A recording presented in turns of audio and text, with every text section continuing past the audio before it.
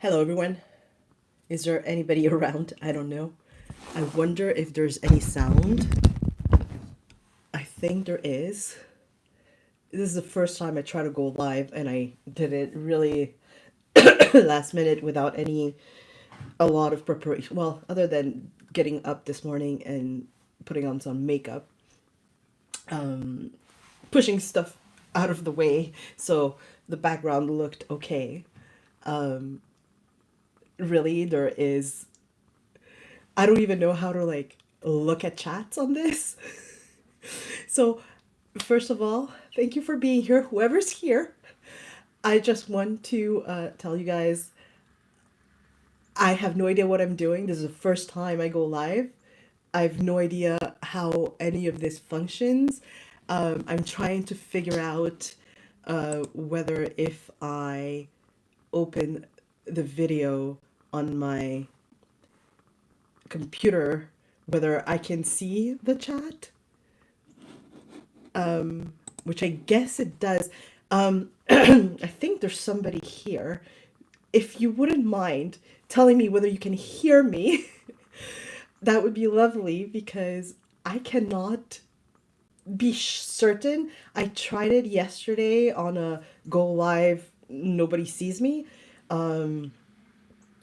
But and it seemed to have taken the sound correctly, at least in the video replay. You can hear and see me. Great. Thank you. That's great. Ifat. Hi, Ifat. I'm Glenda. So I'm just going to make sure everything's set up. So thank you for being here. You might be the only one. There might be more. I don't know. I don't have that many followers, and this is the first time I go live, and I decided literally last minute when I got the package, I think on Wednesday, I got the package and I said, okay, in my head, this is brand new. At the time, I don't think there was even a video out about them other than these are coming up. And I was like, oh, apparently I'm one of the first on the bandwagon. And normally it takes me months, if not years, to get to a video because I really don't post very often. I mostly do plein air.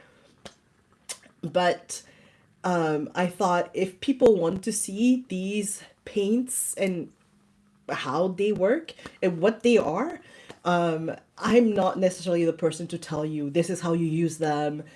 And I am not that well versed in gouache versus watercolor. I do watercolors and I have dabbled in gouache. And when Schmincke in their this is what this is, it's an in between gouache and watercolor, that sounded a little weird to me. As in, okay, what do you mean? What are the properties of gouache that I expect? What are the properties of watercolor that I expect? And either you're bringing both together or you are actually ignoring all of those properties and going like, well, it's a watercolor based medium. So let's call it an in-between gouache and watercolors. Because gouache, usually you're looking for something that is opaque, at least to a certain degree. So you're looking for opacity, and watercolor you're looking for a lot of transparency. So is it because it's going to be in between? Okay. Watercolor you expect things to flow and sometimes explode a little. Wash you expect things to stay where they are. So is it because it's going to stay where it is, or is it going to like move a little, like when you play with wash? And with gouache, you expect to be able to take it directly from the tube, even though you don't want to do it too often and too thickly because it can crack. Whereas watercolor, most of the time, you really want to water it down with water. Is it going to do that? No idea. So I'm just going to go very quickly as to how I ended up in this rabbit hole of what are these naturals from Schmincke. Okay, so quickly. And quickly for me is not that quick. Yeah, that's what I heard, that they don't flow that well. So I'm thinking they're probably going to be like, they don't flow. Or is it flow that well? Not sure. So a few years back, as I was, you know, dabbling in watercolor and thinking, oh, I don't know how to draw very well. I should like take a few drawing classes. And I got into graphite. I discovered water-soluble graphite. And if you ever tried water-soluble graphite, it's not like watercolor at all, right? It doesn't flow like watercolor. It sediments fairly quickly. It has this like, not even granularity, but like almost sand texture on the paper when it settles. You can lift it quite easily with water, but you can't erase it. But I ended up really liking it because if you think watercolor cannot be controlled, this can not be controlled at all. It doesn't, if you want to do a wash that is equal, it's not going to do it. It's not going to happen. And that's what I thought was interesting about this. So when then I heard, oh, there's liquid charcoal, I was like, oh, is that similar to water soluble graphite? Only it's charcoal instead. It is going to be that uncontrollable too. So I ended up getting Nitram liquid charcoal. At the time, there wasn't, like, Schmincke hadn't come up with theirs. So I used this for many years, and I have it also in a pan form, and you can tell I'm getting to the end. So as I was getting to the end of this, I said, okay, maybe I should look into the Schmincke version of liquid charcoal, because I really enjoyed this, and now that I'm getting to the end, I have an excuse to kind of explore. I was looking into liquid charcoal because they came out like 3 years ago or so, and I don't know, I wasn't that excited about it for some reason, but I came across another product, which was the Liquid Earths, which is basically the earth version of liquid charcoal by Schmincke. If you don't know what this is, it's supposed to be mostly for drawing. So again, it's not going to function like watercolor at all. And they're really interesting because again, they sediment very quickly in water. They don't flow in the water. They kind of go like, and kind of flatten out on the paper fairly quickly, right? So you can't make smooth washes with them, but that still means you can get really interesting patterns and weird, you know, things going on, which is always interesting. So it's a good starting point if you're doing some like expressive drawing. So I was really excited. So I went and looked for these. At the time, I could only find them at a store in the States at like St. Louis Art Supplies and Arte Miranda, which is like this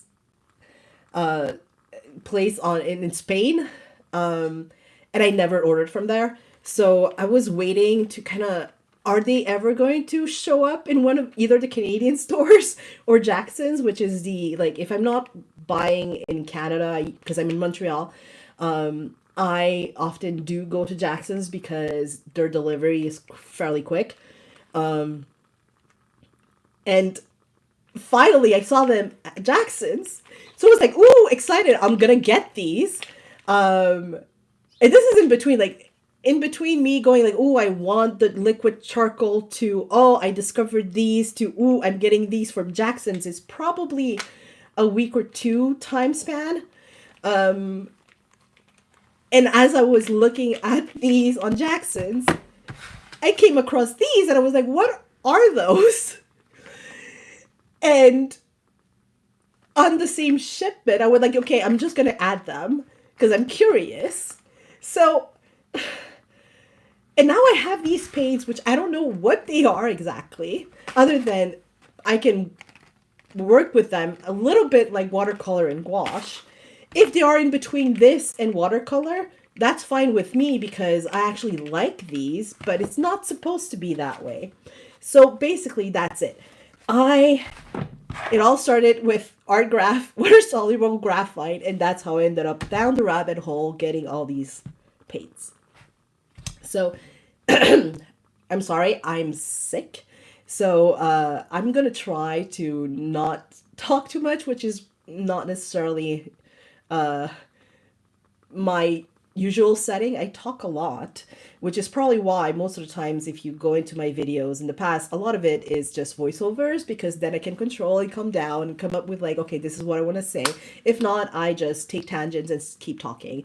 So as I swatch these, if you have any questions, you can put them in, and I'm going to try and keep an eye out on the 1 or 2 people that are going to be here.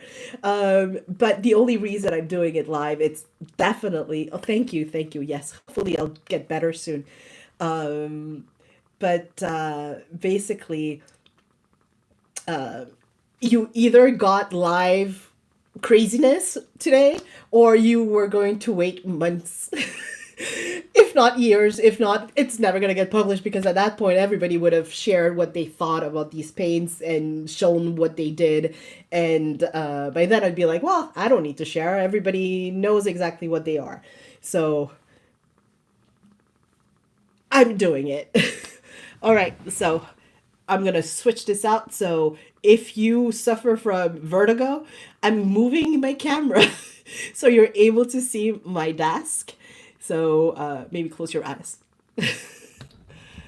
All right, and then how do we switch?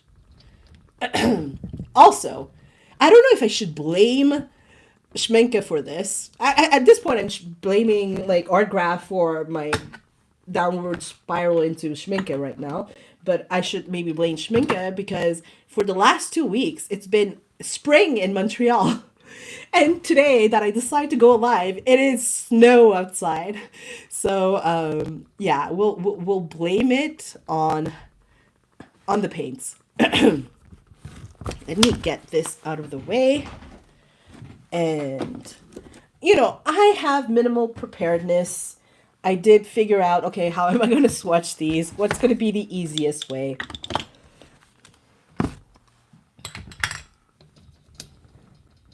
All right. And of course, I do have candles, because it's just, with snow outside, you want to feel warm inside, even though that's not where the warmth is coming from. It's coming from the actual heater that's under the desk. All right. So, where are my papers? Because I did prep the papers I'm going to use today. All right, so this is just a tin that I put like a sticker on. It's just to remind me what type of paper I have in it, which is basically Bao Hong. It's the professional kind. So I cut off all these little swatchy papers to be able to do one for each color. I don't know if you're curious about anything in particular, if you want to start with these or... Okay, so basically they come right now in 2 separate sets. I think these 2 sets are basically the mineral ones, and maybe the other ones are the plant-based ones. I tried looking it up yesterday, but to be honest, I didn't spend that much time figuring things out.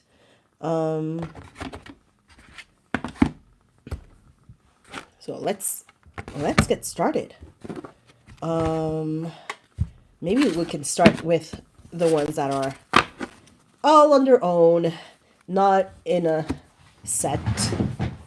And let's make sure I have access to my water.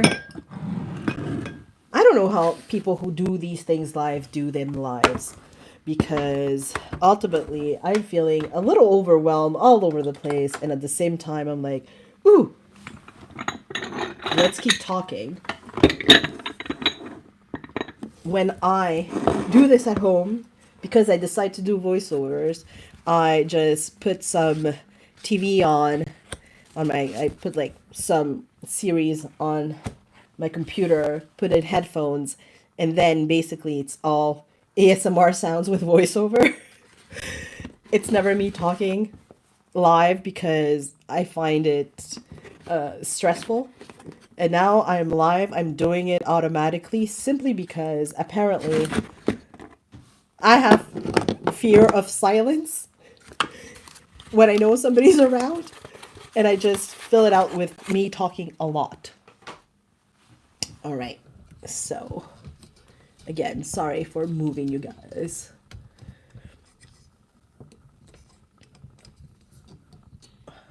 All right. I think that's good. That's good. Okay, I'm bringing these palettes out, not so much because I want to put them in the palette, but because if any of these explode, I want to get the paint somewhere as opposed to actually losing paint all over the place or putting too much on the paper. Now, one of the things I usually like to do is watering the bottom part, because when you get from the top, you might see if it flows. I have a feeling none of these are going to flow. So when I touch the paint to this area, I have a feeling it's not going to move. I'm going to have to force the move, which is fine. I can force the move. I can force things to happen. So we're going to start with this one. Red Bolus? Rotter Bolus. Bolus Rouge. Not sure what this does in life. PR102. Do I have any PR? Woo! So this one wanted to explode. Haha. Good to know. But it didn't explode too badly. Now I'm just using this random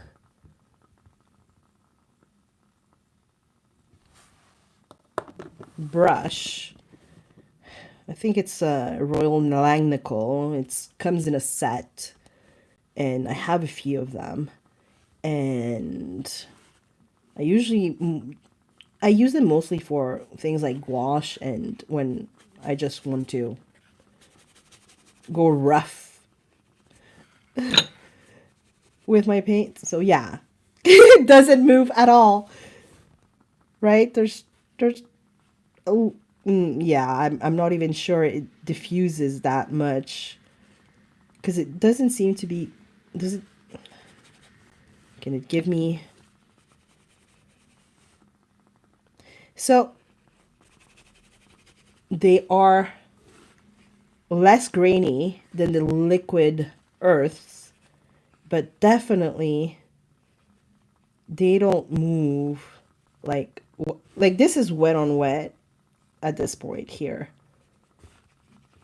I wonder if I just leave this middle part without anything, if it's going to eventually move in. So let's leave it that way and see if it eventually moves in. But you can see how it really leaves all the streaks in. And it does feel like it has a bit of binder. So you know when sometimes you get some cobalts, some ceruleans that have quite a bit of binder in them and they're a little gummy, it does feel like that. It doesn't feel like the pigment integrates with... Maybe I'll just make it closer so you can see just how... And I'm leaving this spot. I'm going to do this with all of them. I never do this, but I'm going to leave that spot like wet, but it doesn't have anything. So let's see if anything moves in. I should like put these in order, so when I go back to them, I look at them back in order, but we'll see if I get confused or not. All right. You know what? Let's close this. Sometimes it's too exploded for me to like bring back. Yeah, I can't bring it back in on the side. Sometimes when you squeeze on the side, there's a vacuum that gets created and you can like get it back in, but it's not going to. Now, I'm not putting these in pan because I have no idea how they dry. So I'm leaving these, I'm going to leave them on the palette. And eventually when they dry, I'll figure out if they're pannable types of paints. Pannable? Is that even a word? Woo! Yeah. Okay. So it seems to be that these are exploding on me.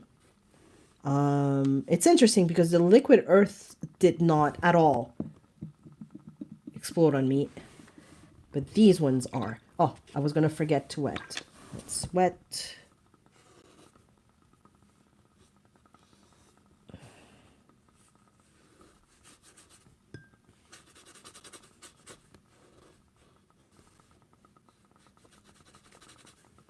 So I have some very nice brushes with like natural hair bristles, and I would never just wet that way with them because I'm just so scared of damaging them if I go too heavy-handed. So that's probably why I like doing these swatches, because I can go quickly.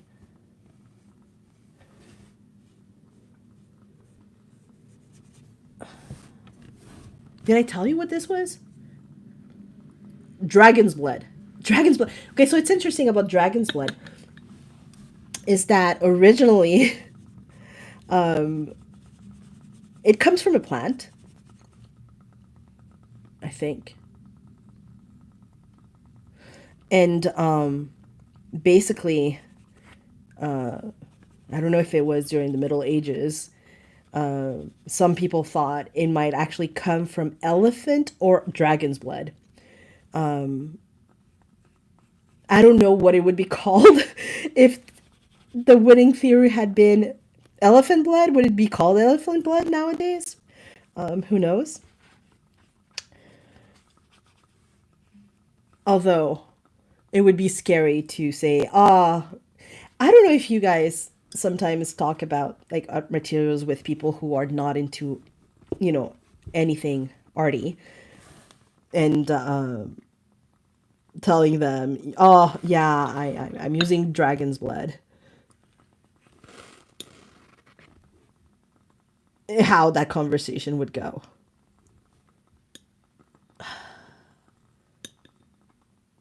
I'm trying to clean that up because I don't like it when it gets all gummy and sometimes it gets stuck.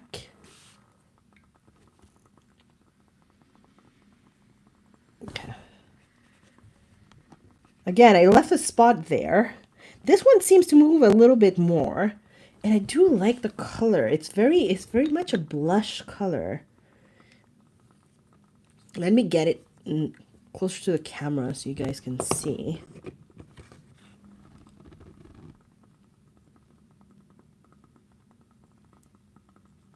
So yeah, I mean, can you guys see that?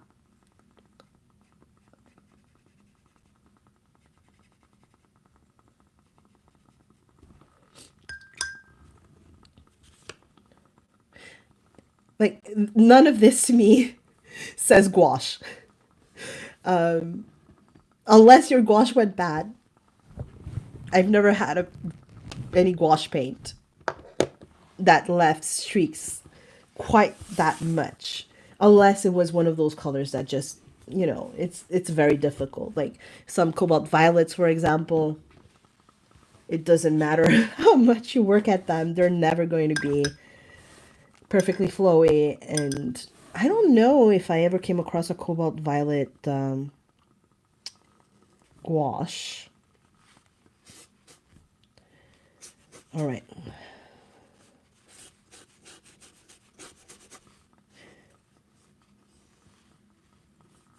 In case I didn't, I think I said this is Bao Hong Professional Cold Press.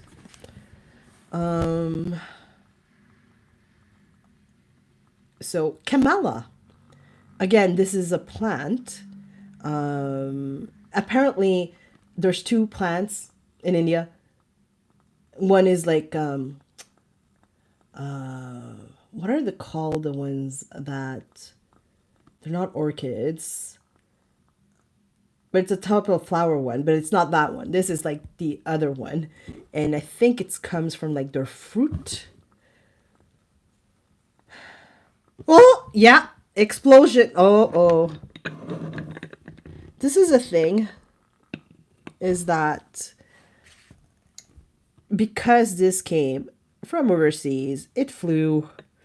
Well, it didn't fly all the way here, but it, you know. took a plane before getting here. I'm sure that doesn't help. And hopefully this doesn't mean there's a lot of air bubbles inside of it, because the problem with when they explode, you're really hoping it's because they are overfilled and not because suddenly air pockets formed and there's going to be air pockets inside. Because I've had watercolors where air pockets were built in, and when you think you still have paint, you realize there's nothing in there, or sometimes they seem to dry up quicker and become hard because an air pocket formed inside the tube. So this was the biggest explosion one. It's an interesting color, but at the same time, I've babysat a few times in my life. And if you've ever babysat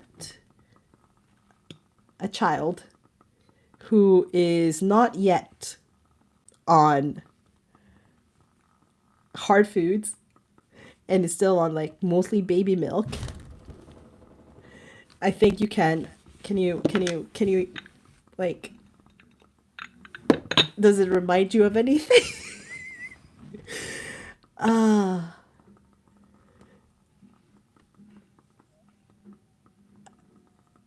Oh, hey, Janina. Thank you for jumping in. And I definitely understand having to leave soon. I forgot to ask, where are you guys from? Because I'm in Montreal, and for me, this is, 10:30 in the morning, so mid-afternoon. Oh, I forgot to wet. Not that it's going to... I don't know. Actually, this one would have been interesting because it seems to move a little bit more. It seems to settle in more.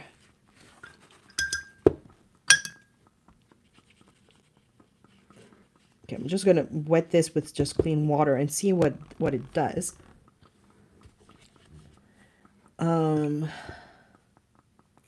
You're welcome.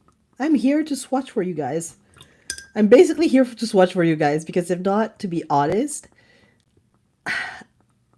I don't know what I would be doing today other than basically some errands and trying to figure out whether I want to be outside or not, because it is snowing, but it's very wet snow.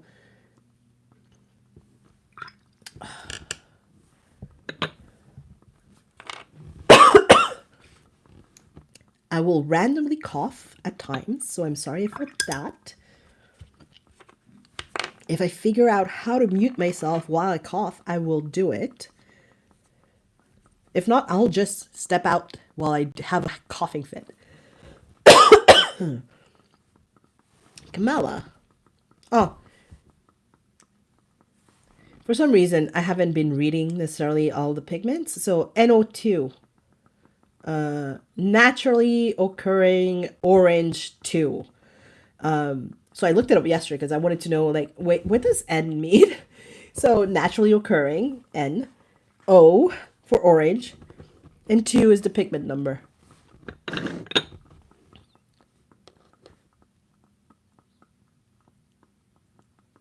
Yes, definitely wait until you buy. In my case, I got really... Okay, so when you're down a rabbit hole and you get curious, and in my case, curious and bored, it's the worst combination ever. Curious and bored at the same time, and you're already getting very excited about ordering something else, and you see something new. It becomes a lethal combination, and in my case, this is what happens. I got all the naturals, and this is a PSA, a public service announcement.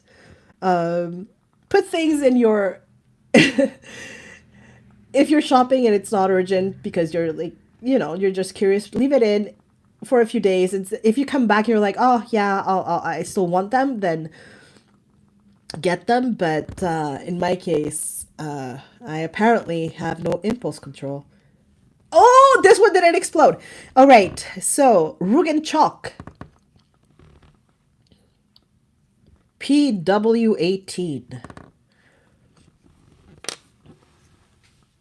I actually did look it up because I was curious about Rugen chalk. What does it mean? It's basically chalk. It's from an area in Rugen. That's in Germany. I don't know if it's northern Germany, or eastern Germany.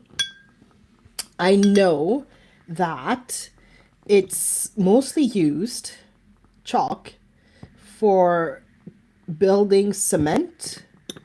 And why am I doing this? I'm only putting them in if they explode. So, and I forgot to wet.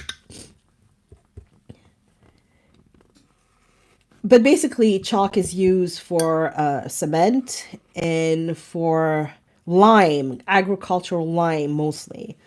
So it's always interesting because in my head, chalk is, chalkboards when you were in school back in the day, because I don't know if schools have chalkboards anymore.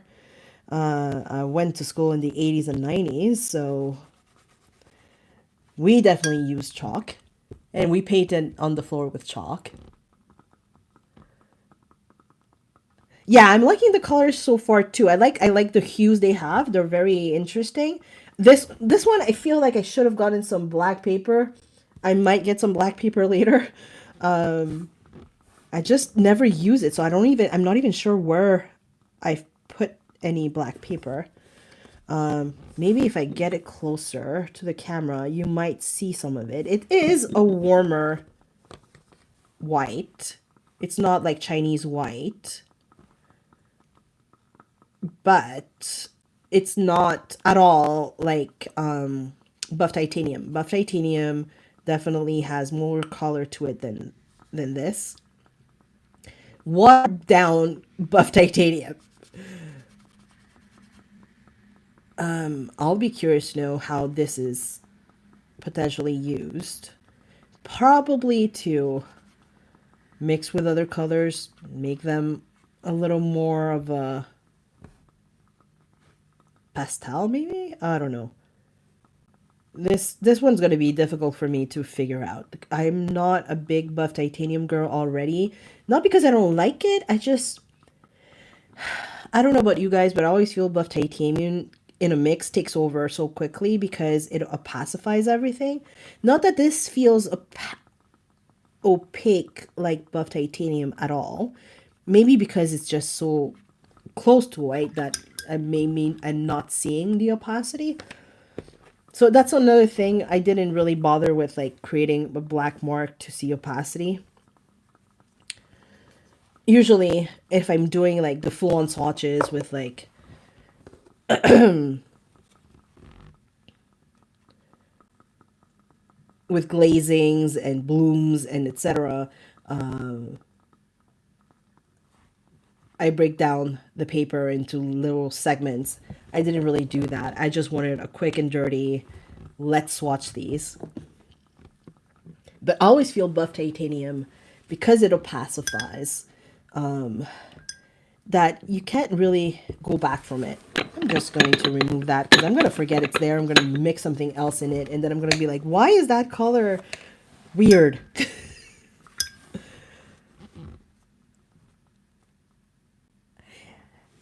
Like, this is a thing with it does look pretty, but it's very, very pale. So I'm sure some people can, and this is the thing, I have a very pale, I think it's called Barite White by Greenleaf Blueberry. And the reason I use it is exactly for the things I don't like buff titanium for.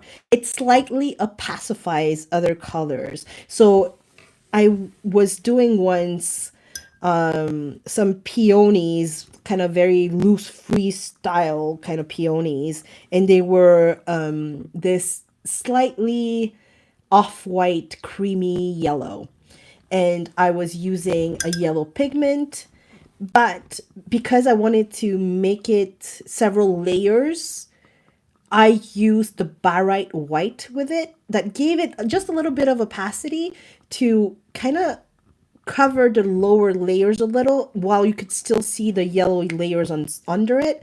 So I mixed it with the yellow and it got slightly more milky as it went without it being opaque like buff titanium. So I think that's, for me, the way I'm gonna end up using the chalk, the Rugen chalk. Ooh, this one didn't explode. Vine black. Okay. I'm fairly sure we've all come across a vine black of some sort. This is PBK8. We will see how this one differs from other vine blacks since it's in this collection.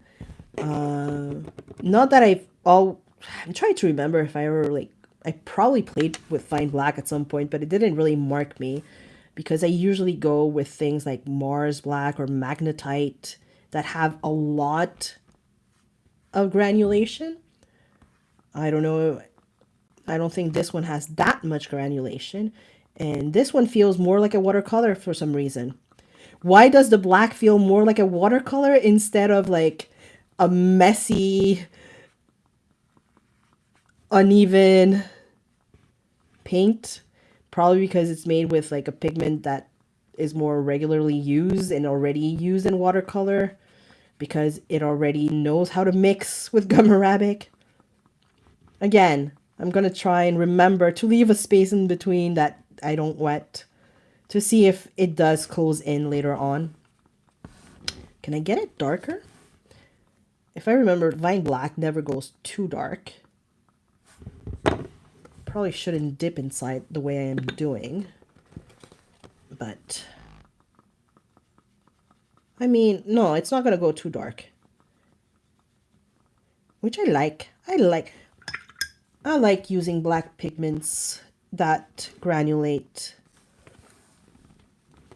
I actually like doing a lot of landscapes.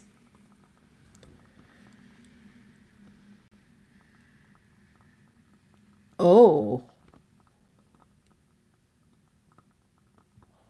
There's so much information you're sharing, Janine.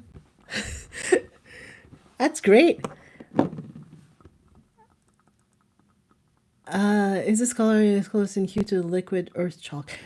You know what? Is it close to the liquid earth chalk? I'm trying to remember if it is, and I feel like it is. It's just that what do you call it? The texture and how it settles doesn't at all feel the same. Let's actually do one immediately, because I did paint with it earlier this week, but like when I look at the hue, it does look very much similar. Let me open it up. I just remember this drying very rough on the paper, which would be great if you're then adding, so you can see. They're very, like, I don't know if they're different at all. At all. Maybe this one's a little deeper, but by that I would mean a smidgen, and it might just be my mind playing tricks on me. Or maybe if I switch it, the light is slightly different from one area to the other. So yeah, I would say it's either the exact same pigment, and the difference is probably going to be just the difference in the binder and how it handles. Because if I remember, the liquid earths were definitely were definitely scratchier, if you can understand what I mean.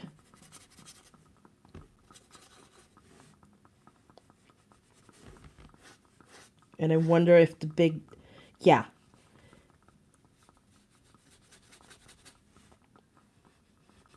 Definitely slightly scratchier when applying.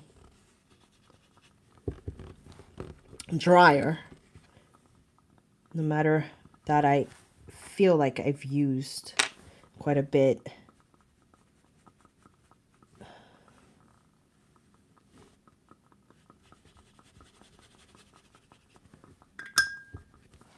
And again, I think these are fairly transparent. They're not at all like buff titanium, even if they're lighter.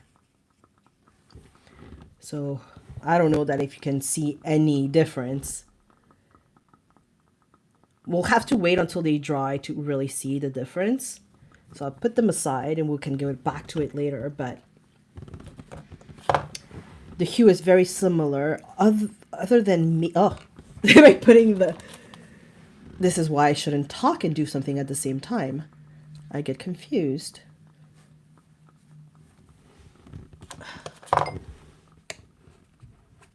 No problem. You're welcome. They look very close to each other. I just think they're different in the way they handle. And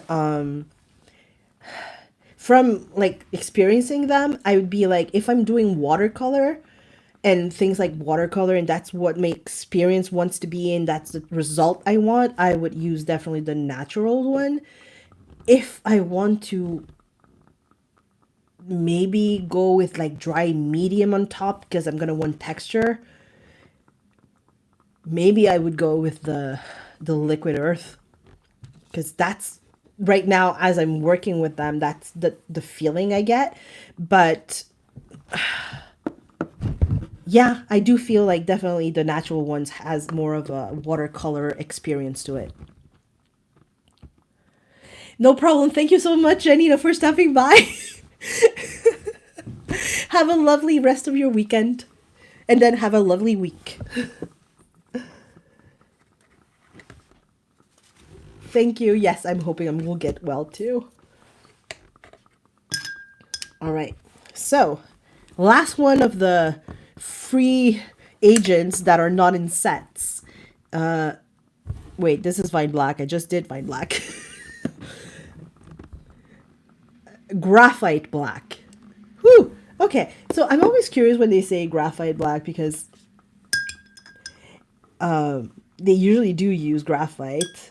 It's just that I'm used to water-soluble graphite that doesn't act at all like any watercolor made with graphite. That's why I actually use water-soluble graphite, because it's different and it gives me a different experience, and it's so much more gestural because it keeps the gesture, because it doesn't settle like watercolor graphite. But this, since it's not watercolor and it's not gouache, what is it gonna do? Is it gonna act more like, woo? Is it gonna act more like I can tell you from just looking at it, it's gonna act more like a watercolor than it will act like water-soluble graphite. Water-soluble graphite would not mix so evenly in a liquid form. Water-soluble graphite would just slap you in the face and go like, leave me alone, I do what I want to do. Whereas this one has been tamed. So let's play with some tame water-soluble graphite. So in my head, if you're not using water-soluble graphite and you're using a watercolor made with graphite, you're probably doing it because you like the color, right? It's this off black gray color with a maybe, I don't know why, to me it's like it's a tinge of warm blue. And it's like, how can it be a tinge of warm blue? It's like, it's not, it's neutral enough. And I don't know if it's neutral. I think it's just neutral in my head because we grew up with graphite, so we don't assign it a warmth or coolness. And I don't know if it's like my perception in my actual analysis of what this one does go darker. It's interesting. The graphite goes darker, but that's because the formula is a lot more even, so you can get a more even wash. So if you're looking for a black that actually has more texture and granulation, Vine Black. The graphite doesn't have that. It has a little bit, but I don't know if that's just like the inconsistencies in the paper. We'll see as it dries. I mean, it's not surprising. It doesn't have like any of the shininess of graphite. At least not while wet. I don't see anything sparkly. Because I know a lot of people complain about graphite for that reason. Hey, certified loner. Welcome to my swatching session.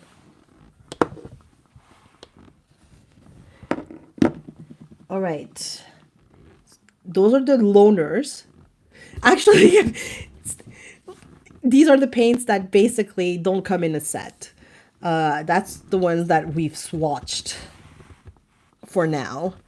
And I put them aside so they can start drying, and I'm realizing I should have made more space on my desk. So I'm removing things from my desk so I can push the swatches over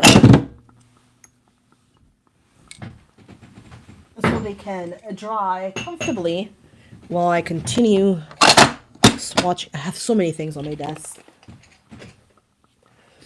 I ended up getting a very large desk because I was like, oh, I want more space to be able to paint. And what happened was I just started putting more things on my desk.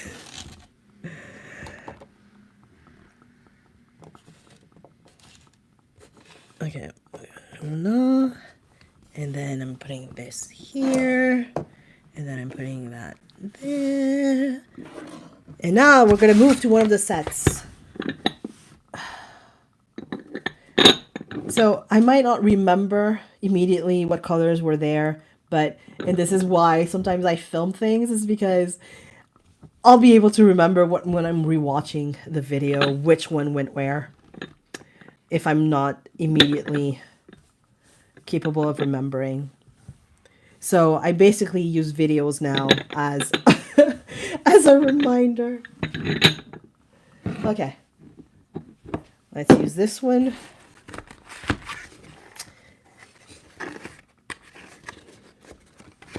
And we will start. I'm just going to remove them all from the box.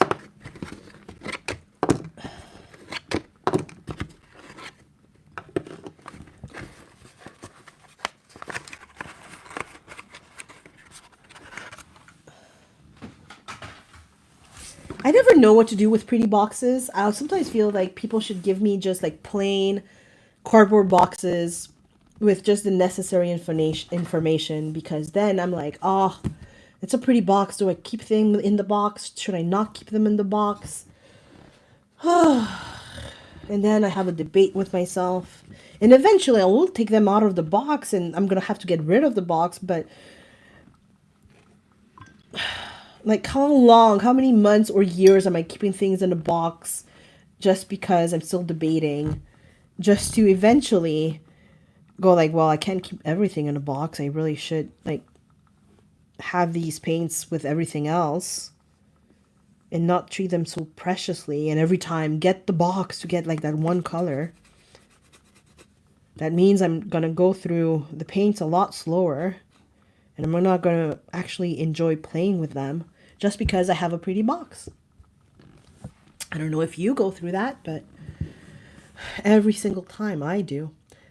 Curcuma NY3, naturally occurring yellow pigment 3. Curcuma. So I remember when this came out, I was like, curcuma. I was like, turmeric. That's how we call turmeric in French, curcuma. So I was like, and I oftentimes, okay, so I'm perfectly bilingual. I actually trilingual because I'm from El Salvador, so I do speak Spanish. I'm not a very good Spanish speaker, but I'm perfectly bilingual in English and French. I actually grew up speaking French in school and everything. But I don't translate words from one language to another. It just the words come in a specific language. If I'm talking to speak someone in English, I just think in English. If I'm talking to somebody in French, I just speak in French. If I'm not talking to anybody in particular and a word comes to me, like curcuma out of nowhere, I don't necessarily go like, oh, what is that in English? I just go like, oh, curcuma. And it's like, no, it's turmeric. And sometimes I just can't translate. And I remember telling a friend because she was like, why don't you study translation? Because you already like know the languages. And I'm like, listen, I wouldn't be able to be a good translator because somebody who actually doesn't speak very fluent in one language and very fluent in the other, they actually translate it in their mind. I don't translate in my mind. I just think in a different language. So then I get stuck with the word as in it came to me in one language and that's where I'm stuck on and I can't find the translated version. I feel like, okay, let's wet this. Oh, this is so pretty. Like I could tell it was going to be pretty. Oh, there's something about sunshine yellows that just make you happy. So I have red hair right now, but my natural hair color is brown, and I have brown eyes and light skin. That's a fairly neutral, not too like cool or warm in any way. So I can pull off, well, not with my red hair anymore, but I could pull off yellow fairly easily when I had brown hair, darker hair. And it was one of my favorite colors to wear because it just made me happy all the time. And I didn't realize how people treat you differently depending on the color you're wearing. Because I would be like, why are people so like, taking notice of me or looking at me and smiling at me? Like, are they laughing? Like, what's going on? And it's like, oftentimes it was like, oh, I'm wearing my, like, this, like, bright yellow, very bright yellow shirt or dress or etc. that I was wearing. Okay, it's very pretty, but it's very gummy. It's not gonna, I have a feeling this color wouldn't build on itself. I wonder if I have time later on, or if I'll do it on a separate video and just like then post it, the glazing, because these colors, most of these wouldn't be able to glaze well or take glazing well because they're so gummy. Can tell how streaky it is. Now, is it pretty? Yes. I mean, the color is pretty. If you ever wanted to paint with turmeric, this is one way of doing it. Although I wonder, because this is one of the curious things I had about this, is that I have a few handmade paints. And I always feel handmade paint makers work very hard at developing the right formula for these types of natural pigments. They specialize, because when they do this, it's because they're passionate oftentimes about the pigments and the process of making the paint. And I oftentimes feel they get their formulas right. So if you get a very gummy Potter's Pink in one brand, like any big brand, and you're like, yeah, I like Potter's Pink, but it feels gummy. Most of the handmade watercolor brands, they sell their paints in pans as opposed to tubes, right? And they're very expensive because they are handmade. But they get their formula so right, because then even if it's gummy, it's a lot less gummy than the commercial brand. Ooh, this one didn't explode. I love it when they don't explode. Okay, Madder Lake. So this is like the old, before Alizarin Crimson, the one that people don't use anymore because it's not very light fast. And now it's been replaced by the modern permanent alizarin crimson in different brands with different types of pigments. Before alizarin crimson of that one this was the alizarin crimson, the Madder Lake. And it's made from the madder plant. Where did they get the name for madder plant? I'm curious about, because it's madder with 2 Ds. And if I wasn't into materials, art materials, and paints, I'd be like, what do you mean madder? As in, really mad? So mad there's 2 Ds? I never read Mad Magazine, but I tried to. I'm like, did Mad Magazine have 2 Ds? All right. So apparently, on a live stream, me, Glenda, won't stop talking. It's interesting to know this about myself. I should have expected it. I have a scratchy throat, a runny nose, and here I am, still talking.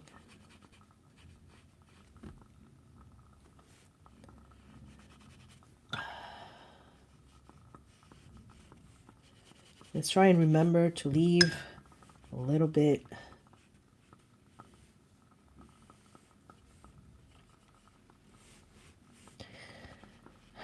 I have another video where I show the Lutea, I think Madder Pink or Madder Rose. I'm trying to remember if it was maybe made from the same plant, which I think it is. But the other one was slightly warmer. No, not pinker. This one is very, very much on the warm side.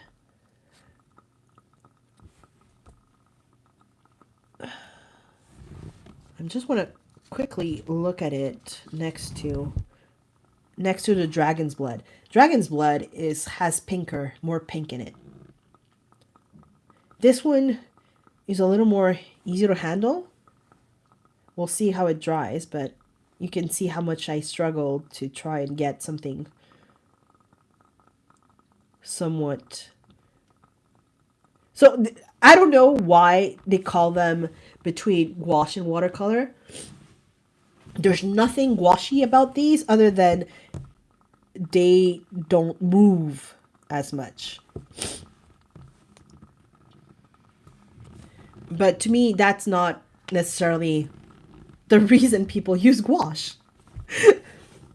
It might be the reason they use watercolor, but it's not the reason they use gouache. If they're not opaque in any way, there's no way you can get these opaque and even. You get gouache because you want it to be, you want some opacity and you want that seamless, even texture. Matte. No way. Yeah, they dry matte, but then again, anyways. I'm not saying I don't like the paints. What I'm saying is I don't understand the claim of this is between gouache and watercolor. Basically, it's like a disclaimer where it's like, oh, it doesn't handle like watercolor, but that's because it's not exactly watercolor. It doesn't handle like gouache, but that's because it's not exactly gouache. Okay, so it's a water-based paint meant to be used with water. So it's a watercolor.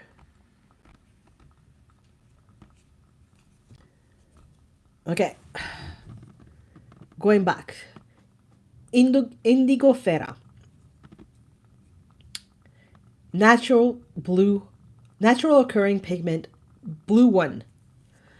So Indigofera is basically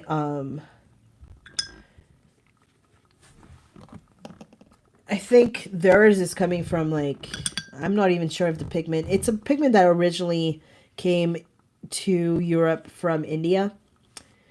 But I don't have any real indigos. This is going to be my first time swatching a real indigo. My only experience with indigo is actually Mayan blues. In case you didn't know, Mayan blue is also made from the indigo plant, which in Central America we call añil. And I'm from El Salvador, so I say we. I'm not Mayan. But basically, Mayan blue was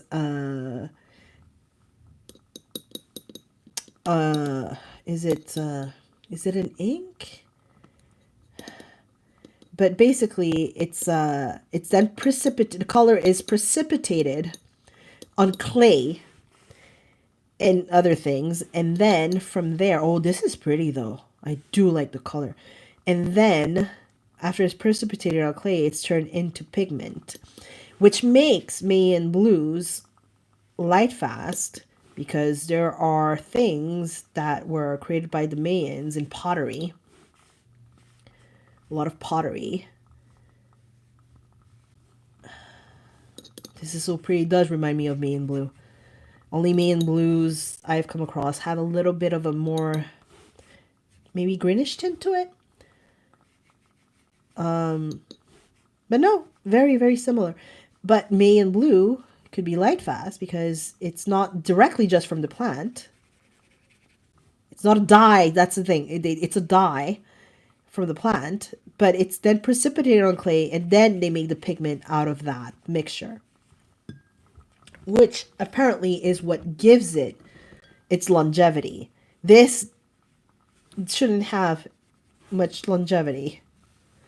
I'm sure if I left it in the window for some time, it will eventually completely disappear.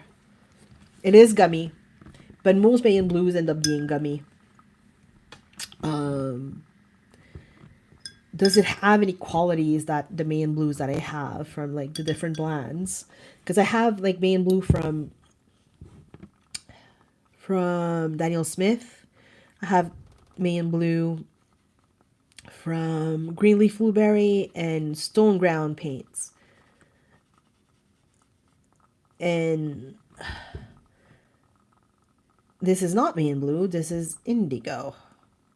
I feel like the indigos I've seen from other brands are darker than this. This is a very medium color. I don't know if this is like convincing you guys, ooh, I want them, or more like, not sure. I might skip this. Give me a second. I just need to blow my nose.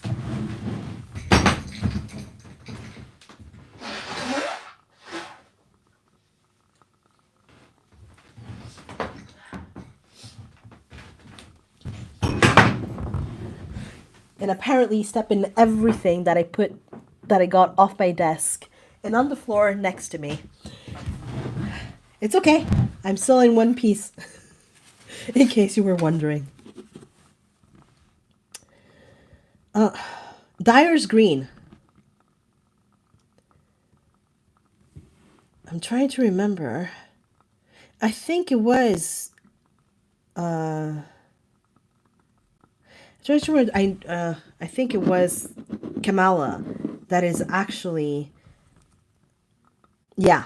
So this is what I was trying to remember. It's like Kamala is made from the Dyer's plant, and I remember going like when I looked it up and it was like Dyer's green. Does it mean it's yes? It's made from the Kamala Naturals color and NB1, which I think it's the indigo we just did. Yes. So this is basically a mix of Kamala and Indigo. It's not like there's a Dyer's green plant somewhere. There's a Dyer's plant, but it creates a yellow pigment, not a green one.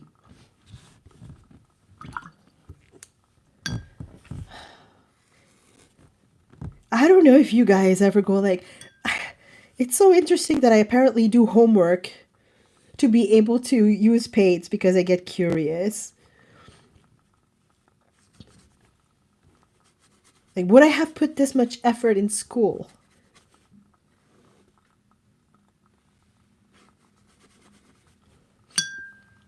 If I was forced to do things, maybe I wouldn't.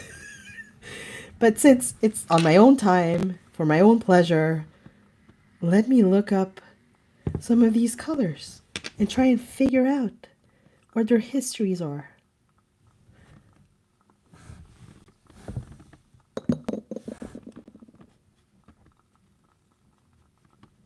Okay.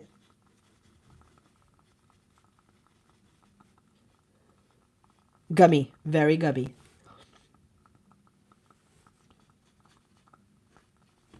Like quickly like this, it kind of reminds you of a green earth. A little. But I think there's a green earth later on, which they call Celadonite because it's made from Celadonite, and Celadonite is one of the pigments often used when making green earth. It's just you're specifying what the source of that green earth is going to be.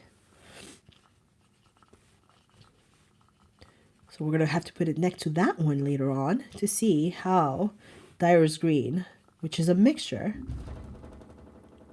I don't know if you heard that, but that's the snow from the roof that just fell down on the ground outside while hitting my balcony.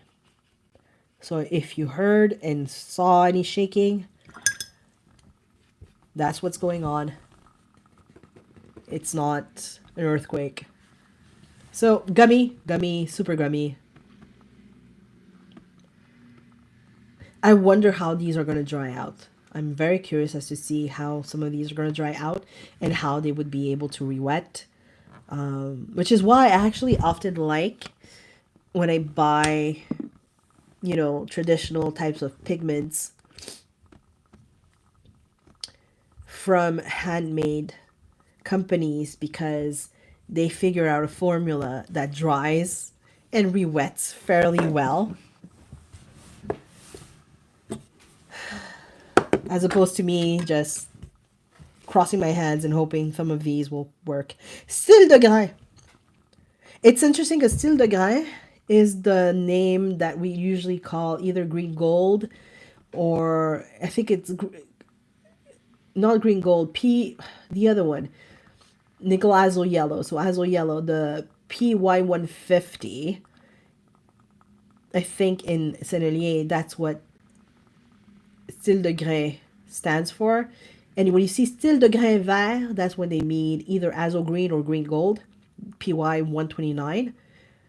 So this is naturally occurring yellow 13.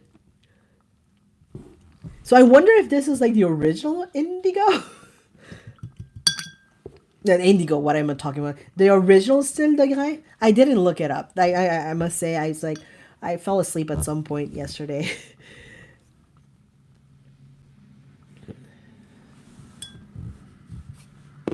Actually, let me wet before I open, in case it explodes and I need to react quickly.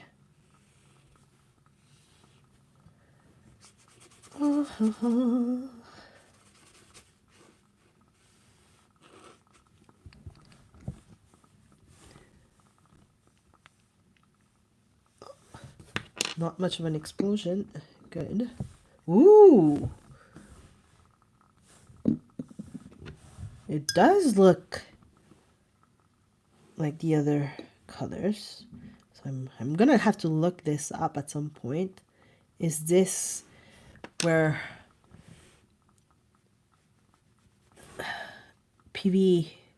PY129 and PY150 got their name from. Still de Grain, is it the first one?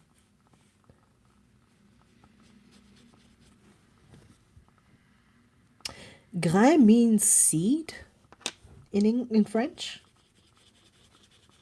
Still de Grain, but still I have no idea what that means. That means still of seed or grain, right? Like when I'm thinking about it, I'm like, it has to be plant-based.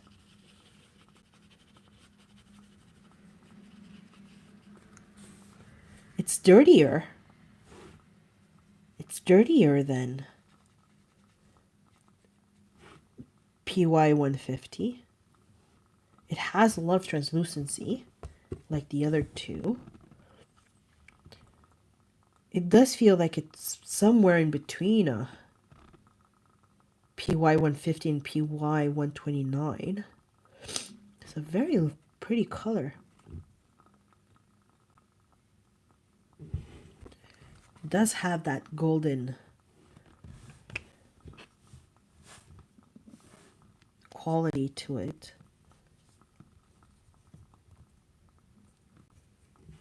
Put this aside. And I do think I have a third one. I have so many of these small palettes. Part of me feels like I should have like tons all the time. But then it's like, oh, well, no, I should just clean them up. But I hate wasting paint, so the moment I use it, like I was doing a trio for core, and it's been here for a couple of weeks now, and I'm not going to waste this paint. I'm going to use it. It's just that right now I moved on to something else. So I always need to, like, I move on from one painting or trying different paints. And then I'm like, okay, I just need a lot of these. And I'll go back. And I really do. It's rare that I end up washing them with like paint in them, like enough paint that it could be used. That's extremely rare.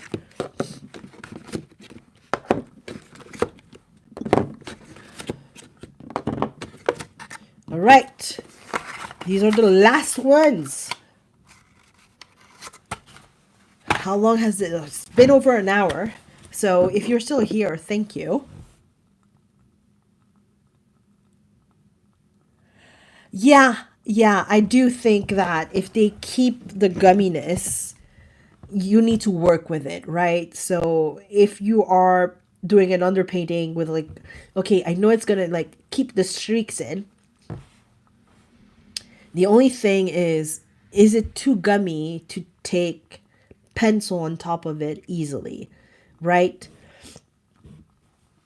I know these don't dry gummy at all. They dry very dry and almost like this texture that has like a grittiness to it.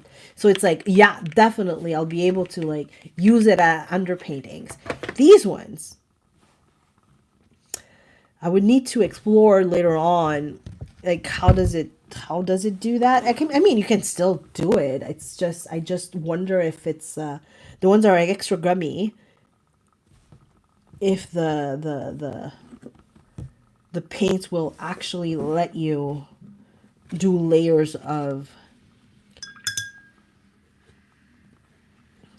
what do you call it, of pencil on it. Oh, okay, wait. All right, Celadonite.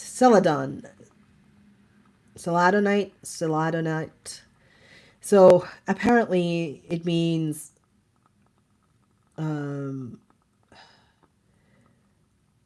do you call it? Ocean green or something like that in French. Celadon. It's not a word I ever really came across.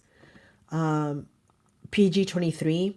And it is one of the pigments used traditionally for green earth, terre verte. So it's interesting that Celadon is actually a color name to describe, I think, water. I think it's sea green or ocean green in French, but it's used for terre verte, which is like earth green. So it's just interesting to me, the contradiction as to the name of the color versus the name of where the pigment comes from, as in it's meant to describe something watery. So this is the one I'm going to want to compare to Dyer's green. Because I'm curious. Dyer's green is made of 2 pigments.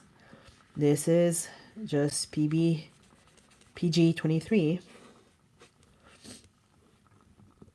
And if this is not gummy, I'll be surprised, because if you ever played with Green Earth, they're gummy.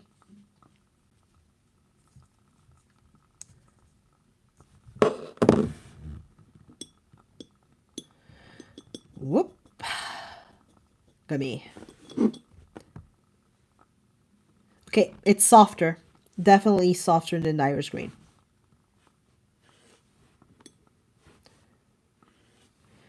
You can tell Dyer's green was made with 2 more vibrant colors. And this, it's as if you took Dyer's green and then added chalk to soften it up.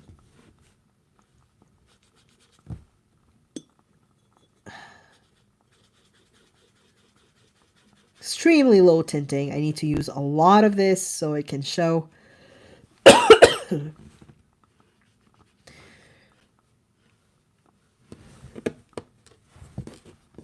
Mastode. Oh. Okay, so traditionally, Green Earth Celadonite was used as underpaintings and colors for portraits. So if you ever had to do your color matching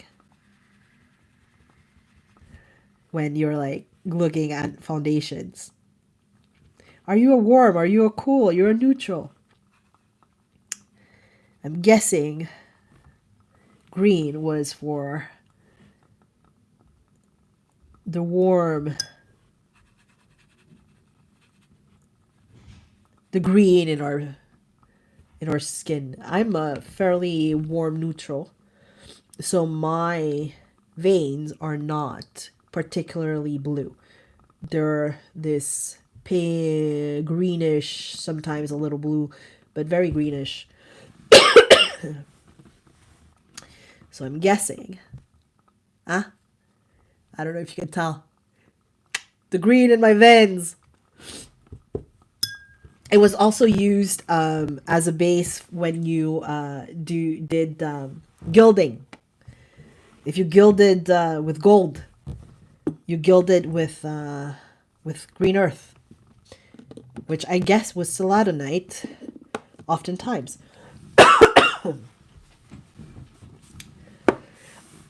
Honestly, how do I know these random things? Like, I do not know my differential equations. I did calculus, and I don't know how I ended up passing those classes, because I don't remember any of my formulas from math. But I heard once that Green Earth was used in portraiture and to gild. And all I did was look it up again to just make sure I wasn't inventing it. And I was like, no, I remember that correctly. And it stays in my brain.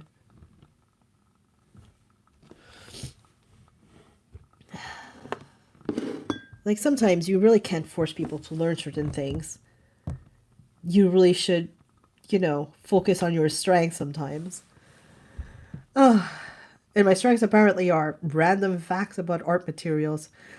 Yellow ochre.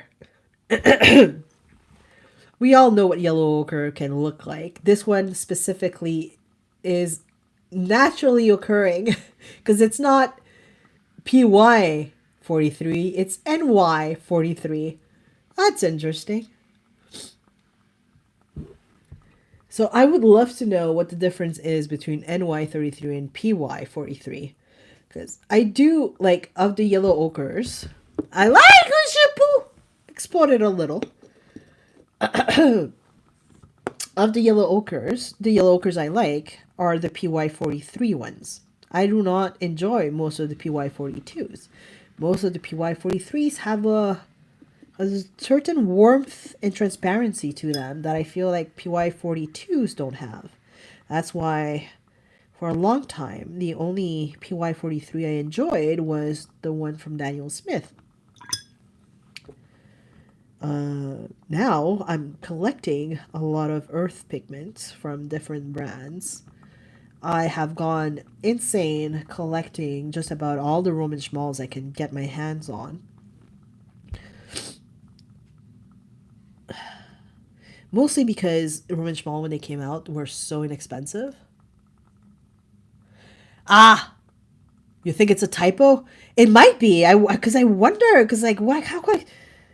How can it be NY43 NP?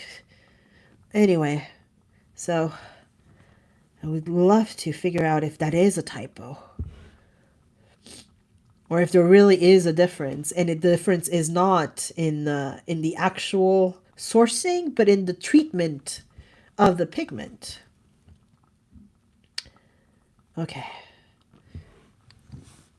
Sometimes I get obsessed with cleaning the edge up, and sometimes I'm a little less obsessed.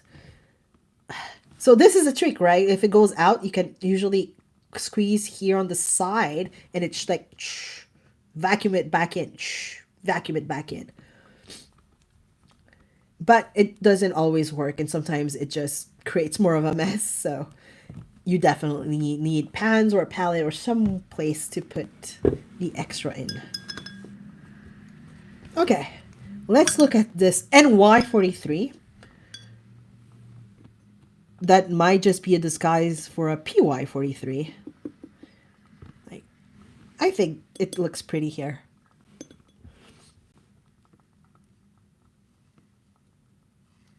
And again, this is the thing. When they're playing with like pigments they know how to play with, it looks exactly like a PY43. And you see, it actually flowed more. It flowed more. Like, this one is like, oh, how is this very different from a watercolor? It's a very pretty NY43. I don't know if it's a PY or NY, but it flows. Does it flow more or less like a normal watercolor? Let's face it, like a lot of the earth pigments don't flow that much to begin with. And I know these ones, because they're vegan, weren't made with any ox gall. And as far as I know, they didn't add a synthetic ox gall. Because if I remember correctly, I think Core not only doesn't use gum arabic, they use their own like Aquazol version of a binder. But they don't use ox gall either. They use a synthetic ox gall. So I don't know if that makes them, like most of the paints, if they're not derived from a pigment that is based from an animal byproduct, vegan. I'm not sure if they put anything else, but technically you could make paints with synthetic ox gall. Yeah, sorry, I just got distracted because now that it's dry, I can really tell it is closer to PY129 than PY150. In case you do not know me, because I mentioned it in some other videos, my favorite color of all time, not in paints, just generally, is Chartreuse, which is close to this shade, right? So I am a huge fan of PY129. It's not even because I use the color that much. It's just a color that speaks to me. and says, "Hey, Glenda, how are you?" And I was like, "Hey, honey, how are you? You're so pretty today." I was like, "Yeah, I know. I'm green gold. I know I'm pretty." I was like, "Yeah. Are you going to use me today?" "Ah, no, you know how it is. There's other ones I kind of need to use, but if I can figure out how to get you involved, you are going to be called in, baby, because I like hanging out with you. I like hanging out with you too, Glenda." Sorry, I am having conversations with my paints, and not always in my mind, but out loud, because you guys are watching, and apparently I have an issue with being quiet. Oh, Lalvarite Violet, which interestingly is exactly the same. Lalvarit Violet. Lalvarit Violet. And the first one is German, right? Lalvarit Violet, je sais pas. Lalvarit Violet in English. Lalvarit Violet in French. Oh, and where's the pigment? Ooh, this one doesn't seem to have one. Where?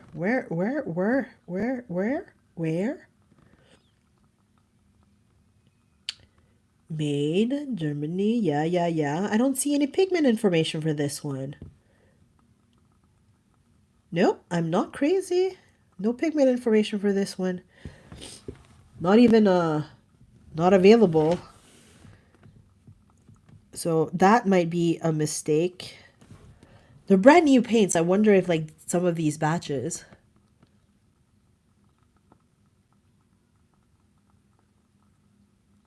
Oh, hey, Gikonia, while you're looking, can you check if Lalvarit Violet actually has a pigment number of some sort? Because it doesn't have one on this tube, and I don't know if it's like an issue with my tube or something they forgot or something that like just they don't have one. Although usually when they don't have one, they put something as in, not applicable, not available, some type of NA stand-in. Or just repeat the name, right? Sometimes, like, I think Daniel Smith does that oftentimes when, like, the Primatex sometimes. It's like, oh, it's made from a natural pigment. They just put the pigment name again. They don't actually give it a pigment number or anything. So, but this one doesn't have anything where it's supposed to. So, what is it? This is pretty.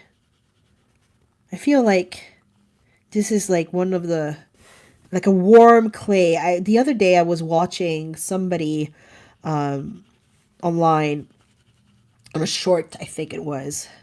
Not sure if it was YouTube or Instagram. But they were sourcing natural clay in the mountains, and they came across like a greenish one, an orange one, no, a reddish one, and a purpley one. And this reminds me of that clay. So I wonder if it's a clay. It's a genuine mineral. Okay. So it is the same thing as like some of those Daniel Smith. Thank you, Ifat. Genuine mineral.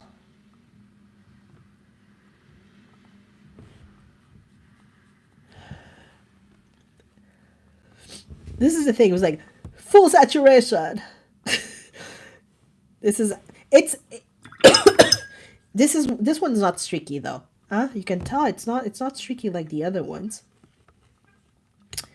It's fairly well integrated in the binder.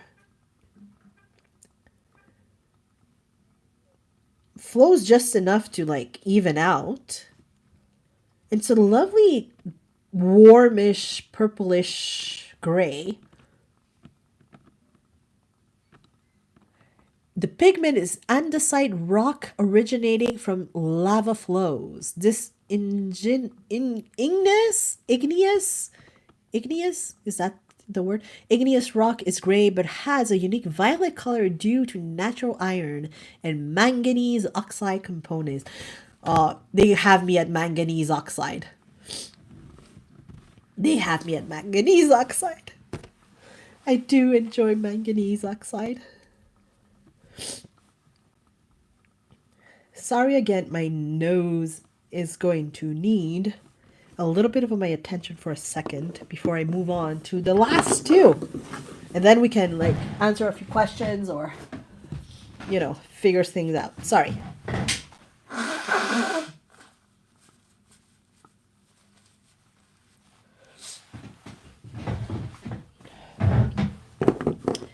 All right. Back. Okay. Caucasus Earth. We'll do Caucasus Earth. Terre de Caucase. This one is PG23. So, when I was looking Terre Verte up to kind of figure out if I remember correctly, whether it was mostly in portraitures and in gold leafing, I read upon Terre Verte, and the two main pigments used for Terre Verte is Celadonite and Caucasus something. And I was like, oh, okay, that's interesting. So I'm guessing I'm getting two green earths. It's not a bad thing. It's just I already recently got two separate green earths from Greenleaf Blueberry. The video is not up because I haven't actually tried them. I just unboxed them a few weeks back. So what happened when I got my Greenleaf Blueberry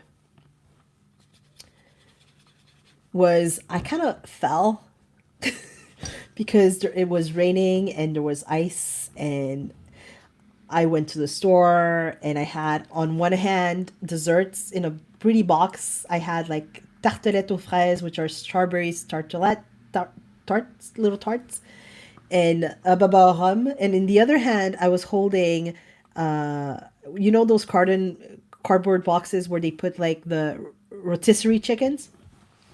So both my hands were kind of like holding things, and it was like slippery. And of course, being me, I went flying. So when I got home, I did the unboxing, but then I didn't have the energy to actually do any of the swatching and anything. So I ended up doing it, some of it later, and I still haven't done the green earth.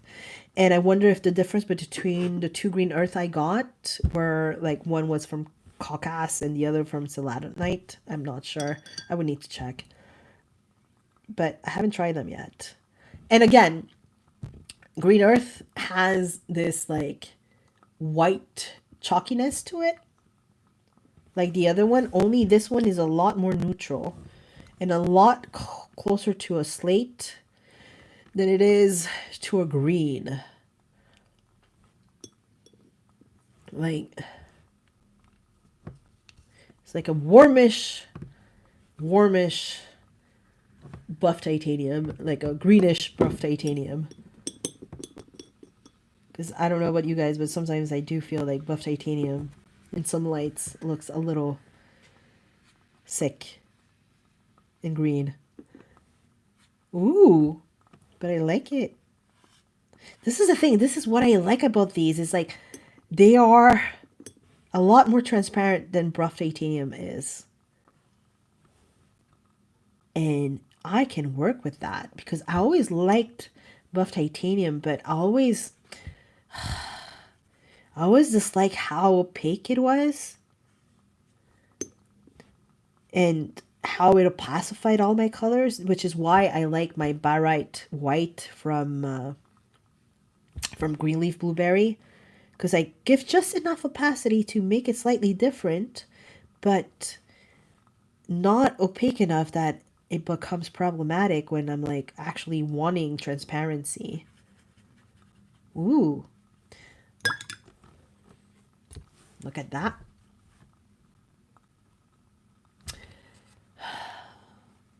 The thing is, you kind of need to wait for things to dry out to really see how they worked out. And most of the other paints have dried out. So we're going to, after we're done with this, jump onto that.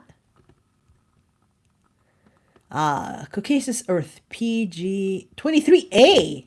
Oh no, it's not 23A. It's the rest of the sentence. Okay, so PG23, a delicate cool olive green with very good light fastness and semi-opaque characteristics, made from green pigments. You know, I don't know if I would call this. And this is the thing, I don't have a line under it to be really to tell, but sometimes you feel like I don't need to actually see a line under it to feel just how transparent or opaque something is, because opaqueness actually has a heaviness to it when you're handling it. And to me, this is more like a semi-transparent as opposed to semi-opaque. But, you know, sometimes I wonder if the difference is like half, like glass half full, glass half empty when it comes to semi-opaque versus semi-transparent. Ooh, this one exploded a little, but not too much. It's okay. It's okay. Okay.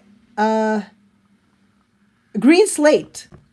So I was going like, oh, this is like a very light slate with a greenish tinge. It was like, oh, maybe it's like Perfect Game. This is the actual Green Slate. PBK 19. So it's a black pigment that doesn't look black at all. Looks gray, sure. Da, da, da. I would love to know who decides, or if there's a scientific reason why some things are coded orange versus red and orange versus yellow.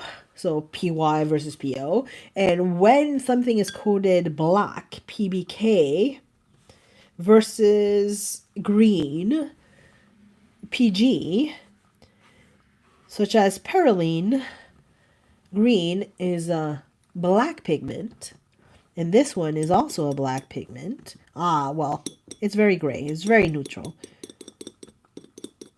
Definitely very neutral. If you didn't say it was green, you would be like, is it? And if you put it next to other grays, definitely it will look greenish.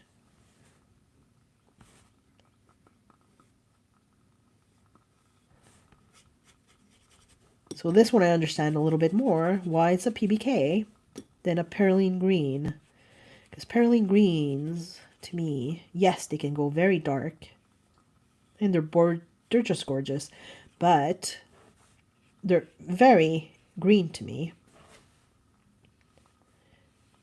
Whereas this one is leaning green. But at no point would anybody say this is green. It leans green. Leans green. And I think if I put it next to the Lalvarite Violet, you can see how much green it is compared to this one, right? And if I get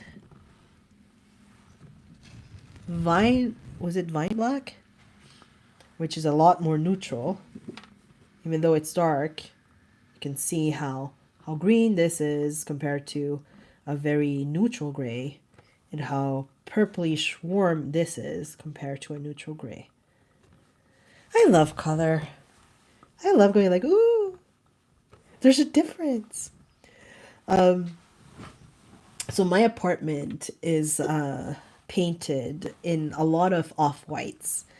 And to me, they're like silver streak. It's like this slightly grayish blue, but like still very vibrant, but very close to white. And my kitchen, I don't remember what the name was, but it was like this like lime-ish green, but very close to white. And I remember when I was painting it years ago, my niece, who was very young at the time, came into my apartment going like, why are you painting all your walls white? I was like, this is not white, this is blue. It's like it's silver blue, and this is like green. And she was like, I don't see the difference. I was like, you don't see it? It's like, it's very evident to me.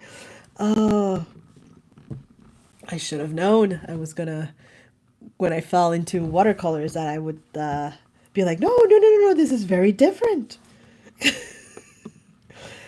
All right, I'm gonna put these aside and go back to the beginning so you guys can see the colors dried up, and try not to overlap anything that's wet with anything that's not wet. Oh, slate, ardoise in French. Sorry, it's just I get really excited that I never think of slate as being ardoise. I'll know what an ardoise is. I just usually we talk about like a chalkboard. It's ardoise. All right, these have dried. We're not going to go back in the order we swatched them. I think we're going to go in the order of me putting them down in different areas. So I apologize for not following the same, you know, the same order. That's the word I was looking for. All right, so this one is the Naturals Rugen chalk, and this one is the liquid chalk in the liquid earth. There's not a lot of difference. Maybe this one is a little bit warmer, but I would say like in percentages, it would be like a 0.5, like 0.05% warmer, and it might just be due to application as opposed to anything else. And if I like tilt it, can you see any like very, very big difference? No. Now, and actually touching them, they feel fairly similar. There's not a big difference. I thought this would be like rougher, but I don't feel like it's rougher. So if you want a more even application, I think this one, the Naturals, would be good. And if you want inconsistency and going like, oh, that's a surprise, maybe this one. I might have to do a short later on just comparing them on black paper, because I know I have black paper somewhere. I don't think I have the time right now today to figure out where that would be. And now I'm going to mix them both, and that's not a good idea. So let me put a mark in charcoal about this one. So when I go back to it, I'll remember. Actually, I'll put it aside. Okay. Now, Kamala green, haha, which comes from the Dyer plant, if I remember correctly. It's pretty. It has more saturation than some of them. You can tell it was a little more even than the other ones because it didn't leave as many markings. This is where the white part was, and it's soft enough that I see the white, but it didn't do a hard edge anywhere. I have a bit of like inconsistency here, but I think it's from putting it very thick. And the good thing is, you know how sometimes some watercolors, if you put them very thick and they dry, it has like a shininess to it. Yeah, it does remind me of Quinacridone Gold, doesn't it? It actually reminds me not of like the nickel azul yellow, but really quinacridone gold.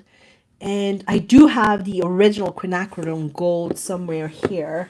It might be worth trying it out. Where's my quinacridone gold? I know I have some. What palette would have it? I have a couple of palettes with it because I'm one of those crazy people who collected quinacridone gold for a little bit, and then when the announcement came out that it was being discontinued completely and no longer there, I ran to the store and got a few more tubes. So I still treat it preciously, but this is an original quinacridone gold. And we will compare it. That's a good one. That's good. Okay, so I'm not going to be able to take out the paper, the thing, but that works. Where's my paper? So my desk was so much in order this morning because I was like, ooh, I'm going to be filming, so I better put this in order just in case I pan out and you see my desk. And now it's like, whoop, forget about it. No order anymore. All right. Now the difference is probably going to be that it's going to move, but I am curious about, can you imagine? Is this in any way Kamala NO2? The light fastness is pretty good, and it is considered transparent. I wonder if this is going to be a good replacement for everybody who missed out on the quinacridone gold original. Because if it is, we just discovered something.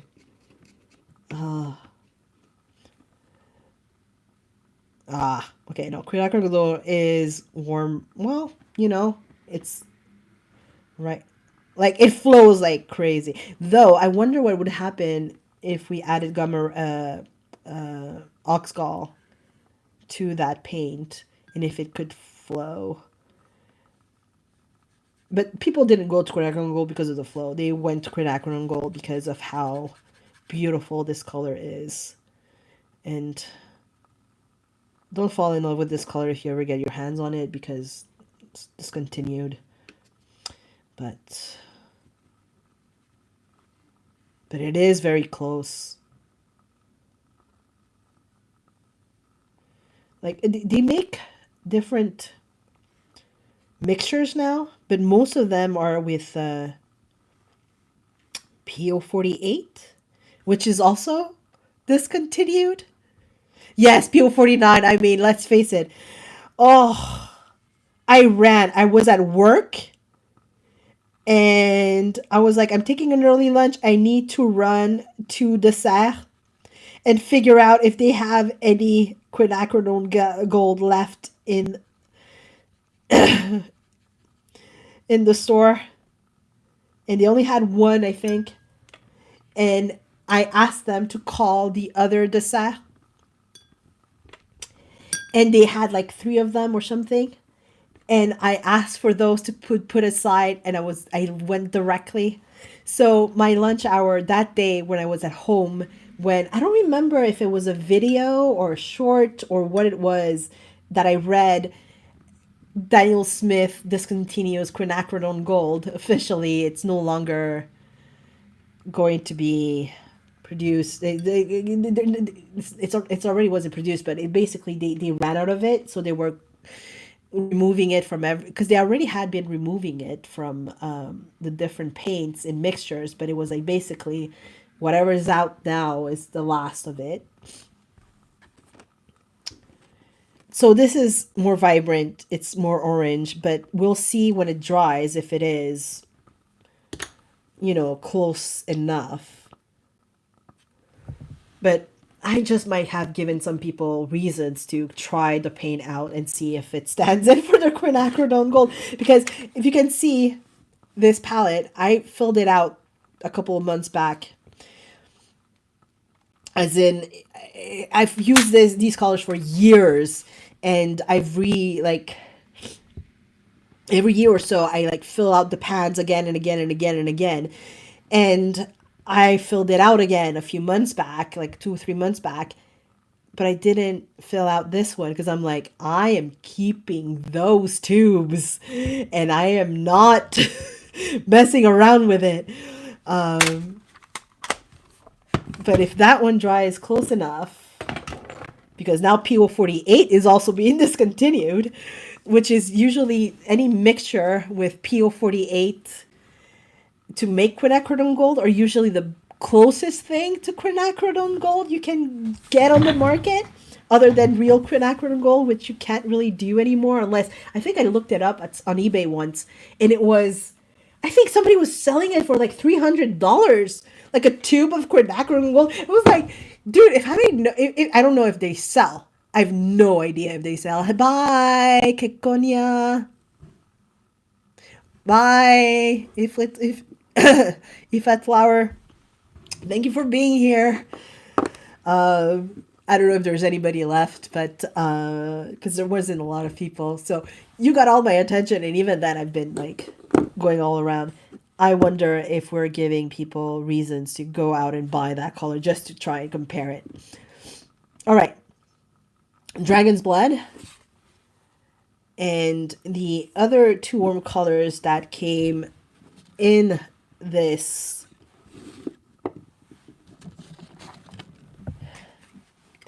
collection is Madder Lake and Red Bolus. What a terrible name that is, Bolus. What does it mean? Anyways, so the most reddish one really is the Dragon's Blood. You see, it doesn't dry even. It's like it doesn't flow very well, but it's a lovely color. I do like the color. I like the hue, and I think it would be interesting in underpaintings. And I think most of these would be very interesting in underpaintings. So I was curious if some of the more gummy ones would still give me enough texture to put in some pens on top, but I think they will. I think they will. I'm touching them and they will. So this is going to be interesting because that's the big difference. It's true that when they were gummy in watercolor formulas, anything that's gummy still has a shine and stickiness to it. With this, even the gummy ones are drying extremely matte. No shine to it. Madder Lake. Again, I have a Lake Madder Pink. I think it's Madder Pink or Madder Rose from Lutea. Similar, only the other one I feel was pinker. And this is warmer, like more bloody. But it's a little more even than this one. It was easier to put down. And this one, apparently I struggled a lot. It's also the first one I think I swatched. So I wasn't used to the texture yet. And that's the thing with like, oh, hey, Kikonia.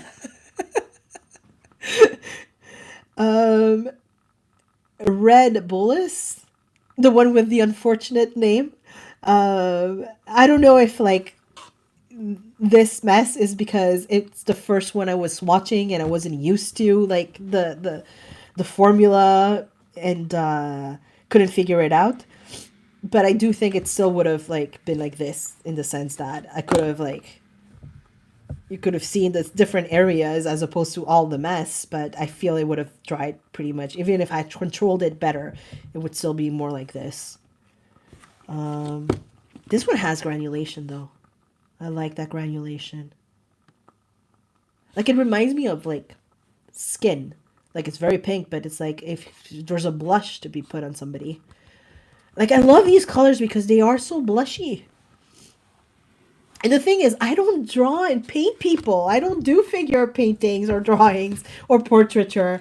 But I still find the colors for portraiture absolutely gorgeous. Okay. Let's do the blacks and grays. think they do, no, the grays haven't dried yet. But let's do the blacks. Noir de Vine Black, Noir de Vigne, Graphite Black. So this graphite is a very dull, matte, doesn't seem to do anything particular graphite. Honestly, maybe it's because you like that type of gray that you might use it. So like I would do monochromes with this, underpaintings, maybe to like then put more stuff on it. Not, to me, very inspiring. It does go dark as opposed to this one where it's very difficult to get it in mass tone, whereas this one was easy. Let me show you what water-soluble graphite looks like instead. And it's, I should have done that earlier so you guys could see it next to this one dried. Where did I put my graphite? I had it here. And then I got into talking and swatching, and then I misplaced my graphite, my water-soluble graphite. Sorry. Mama. I know my graphite is here, but I don't know where it is. Water-soluble graphite. Did I put it behind this? Did it fall on the floor? Am I gonna have to do a separate video to compare them? I might need to do that because I can't. So this is where you start wondering if you're losing your mind because you put everything on your desk and everything on your desk was in order, and then you don't see what you put on your desk anymore, and you're like, was it there to begin with? Or am I losing my mind? And right now, I'm thinking, I've lost my mind. Okay, so apparently I'm not going to be able to do my water-soluble graphite because I do have some somewhere, but apparently not on hand. Okay, putting this aside. That being said, Vine Black, nice Vine Black. Is it very different from a watercolor Vine Black? Maybe it moves a little less because it doesn't have any oxgall. So if you're like, oh, I have a Vine Black, I enjoy my Vine Black, but I think it moves too much, maybe get this one. Otherwise, I'm not certain it does anything specific. It does have granulation. It's not the most granulation. So, I mean, I always figure uses for everything, but this one and this one are not particularly. But then again, I'm like, I don't know. We will have to experiment further on, later on, to see if there's something about this formula, this specific formula, other than if you're vegan and you're like, I want Schmincke vegan version of these colors, then fine. Perfect. You have a reason. If you're not, and that's not what you're looking for, how is this very different? Moves less. Might be a reason. I mean, I know some people don't like core because they move too much. Those colors, those paints have like ants in your pants. It's like, whoosh! And they don't even have like blooming colors in the, they don't flow and explode in a normal manner sometimes. They even sometimes have like these vines coming out of them, which is very interesting, but also maybe not what some people expect. All right, let's go with the green earths. And we'll put the Cils de Grain separate. We'll put it with the golds. Yes, we'll put them with the golds. Okay, green earth. Dyer's green. Celadonite. And technically, I should be putting Caucasus Earth in there.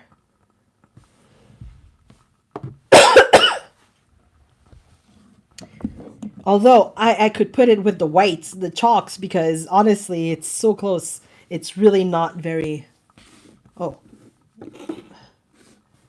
Okay. I got off screen. So, there is green. Made from Indigofera and Kamala. So if you have those two, you can get this color. I just don't know whether you need to like process it, because I don't think you can just mix them and get such an even green, because it doesn't break down into two colors at all. I don't see like, I don't go like, oh, there was enough color water in here to be able to like see if it separated. It hasn't separated. It stayed green. So but it is very textured because it is very gummy. And if you want smooth washes, don't get this. But it probably can do an interesting underpainting with enough texture to react to and then add to it. So I'm not mad at it. I'm not happy with it. I'm skeptical. Celadonite, which I have in another... I have it in Greenleaf Blueberry. In a second.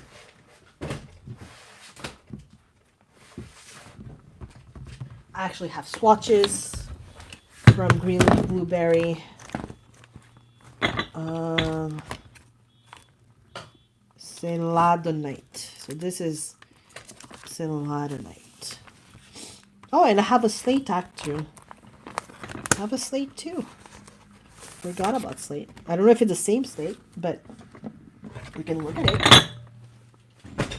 So, Celadonite from Greenleaf Blueberry, which I have here somewhere. I don't know which one it is. I think it's this one, because I think this is malachite. I think this is Celadonite. And in that formula, it is extremely granulating, because I try to get as much from it. And it's basically, I don't know if it's granulation or just like dry pigment. But this is what it looks like compared to this one. So this is earthier.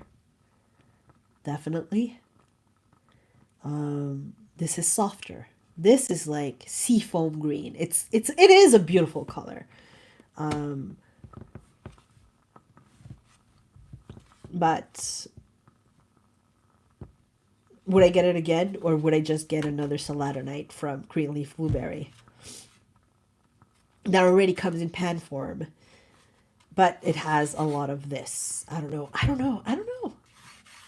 I can get this, but I can still get something seafoamy. Only this one has a softness to it. It has a baby softness to it. This one, even in like light washes, doesn't have the same softness. It's a lot more, it's earthier. This one's earthier. And this is slate, but it's not the same type of slate. I think it's a slate like this slate. So I'll put it aside so we can like see it next to each other later on. And Caucasus Earth is this one. Yeah, it's dried. I mean, if you're like, I'm not crazy about buff titanium, but I was something that's like slightly greener and less opaque, you know, could be a replacement. Now, let's look at the grays. So this is the slate, right? The green slate. The green slate. And this is Green Slate from Greenleaf Blueberry. And I wonder if I had put a black line, whether it would be quite as opaque. It says semi-transparent, so I wouldn't be surprised if it was like maybe less opaque than this.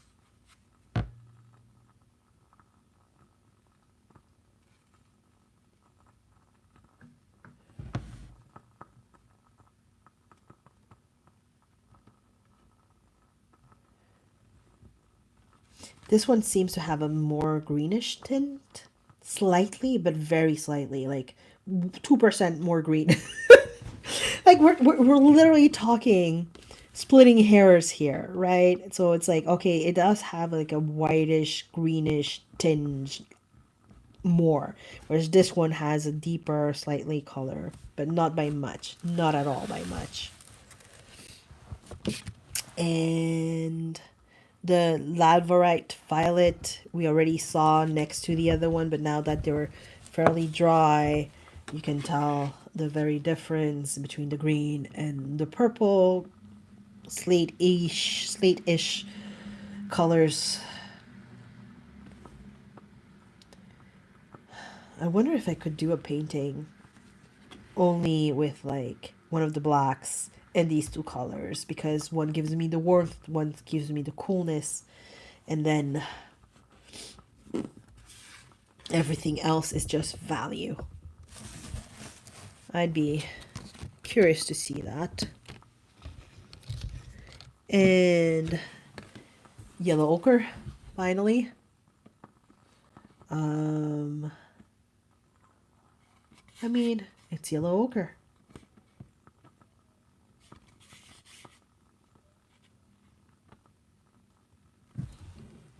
I don't have much to say about this other than it is a yellow ochre that I like because it's a PY43 instead of a PY42. It has a warmth to it. I don't know that it's transparent though. Again, I wish I had thought of it before, but last minute I'm not the type to put black ink on something because it doesn't dry quickly enough and it might get mixed with the colors, and then you don't have a good representation of the color. And I wanted a good representation of the color as opposed to the opacity of them. Oftentimes, because I don't really care too much about opacity. And if they're like natural colors, I'm like, oh yeah, I'm good with opacity. That's not what I'm looking for. Yellow, so very streaky, but it's a beautiful shade of yellow. So turmeric, I mean, I shouldn't be surprised. Turmeric makes a very nice yellow. Ah, it is a beautiful yellow. I want to wear this yellow. And finally, Still de Grey. It doesn't have the luminosity of PY129 specifically, but if you were looking for a natural version of PY129, you could use this. I mean, it's not going to move that much, but it's of all the ones, you know, it's one of the ones that actually can give you a normal wash. And let's see if this has dried. Well, it's still slightly cool to the touch, but not by much. And now that they're next to each other and it's dried enough, let's face it, this is close. This is close. They don't handle at all the same way, but the actual hue, the actual color is fairly close. And this is a single pigment. Kamala is a single non-pigment. Like, I don't know, it's like naturally occurring too. It's a pigment, but like it's not like a P something. It's not a PY something. And it's an orange, not... It's an orange. It is. PO49, and NO2 are close. They're not the same, but they're like very close. So if you cannot get a hand on the mixtures with PO48 and don't mind experimenting with a color that doesn't flow, and I wonder if they're going to come up with a smaller version, like a 5mm version of this, it might be worth trying. Kamala. If you're into paint and miss PO49, Quinacridone Gold, you might give Kamala a try. Like, I'm so glad you brought this up because I didn't make the immediate reference to it. And looking at them one next to the other, they're not so far apart that, like, this one is maybe slightly creamier orange, and this one has more of an acidic yellow undertone, but like it's very close. And I don't know if it's like, I would need to explore and like play with the two colors separately and mix and use them in mixes. That's the thing. I think it's worth doing a video just trying these two different colors in mixes and in paintings. Yeah, I wouldn't be surprised it's maybe more opaque, but at the same time it says transparent. So I don't know. I just think it's the reason it's because it's not a watercolor, normal watercolor, right? It kind of like gums and doesn't flow. So I don't know if it's like, it's only like this looks like it's granulating and whatever, but it's not really. It's just because the pigments and the gumminess settled that way. But I'm curious too, because this is damn close. This is very close. So yeah, if you have any questions, I can always. Yeah, they do say they blend between gouache and watercolor. Ooh, my Smurf. But this is the thing, is like, what do you mean they're like between gouache and watercolor? To me, it sounds like an excuse to say, well, if you say it doesn't act like watercolor because I expect flow from watercolor, they're like, oh, well, because it's not watercolor. And then you're like, yeah, but it's not gouache because it's not, none of these are opaque like gouache, and none of them even out and settle matte. They're matte because they don't have any shine to them, but they don't really have the opacity and the what you look for gouache, really. So I'm like, okay, let's call them between gouache and watercolor because they don't have the properties people expect from gouache, and they don't have the properties people expect from watercolors. But then it's like, okay, but is it basically just watercolor without oxgall and with a lot more natural pigments? Is that basically it? I don't know. They smell.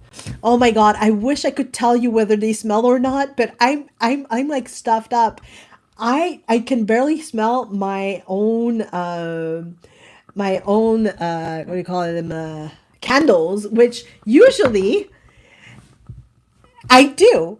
And I can know there's aroma coming off of them, but I can't smell them. So I would have to, like, when I'm better and can actually use my nose, sniff them and tell you what I think. Because I'm trying to remember, I think somebody told me that a real indigo, and the one specifically from, what do you call it? The Agalo stank. It had a bad smell. I don't remember going, oh, thanks for telling me, because I have like the big, is it 48 set, but it doesn't have indigo. So, and I didn't smell anything from this.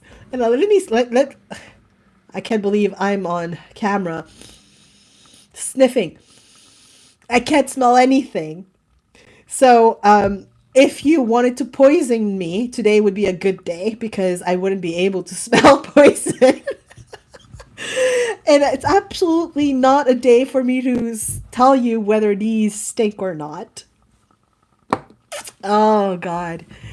Is there anything else? Yeah, so the discovery today has been, oh my God, we need to compare these more thoroughly because I think you can tell like the slight difference in color. I'm not even sure you can tell because I'm not even sure I can really see it, and I'm wondering if it's just like a trick of my brain not seeing, like, if I do this, like, they're very different swatches, so you would be able to tell, but like, Like at the very top. Would you be able to tell which one's which?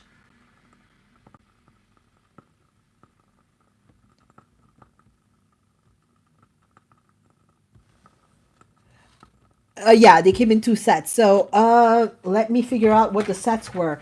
2 sets, and then 6 of them were coming in from like they were like not in a set, all lonesome tubes. So Celadonite, where's Celadonite? Celadonite, and this one is yellow ochre. This is yellow ochre, and Lalvarite Violet, and Caucasus Earth,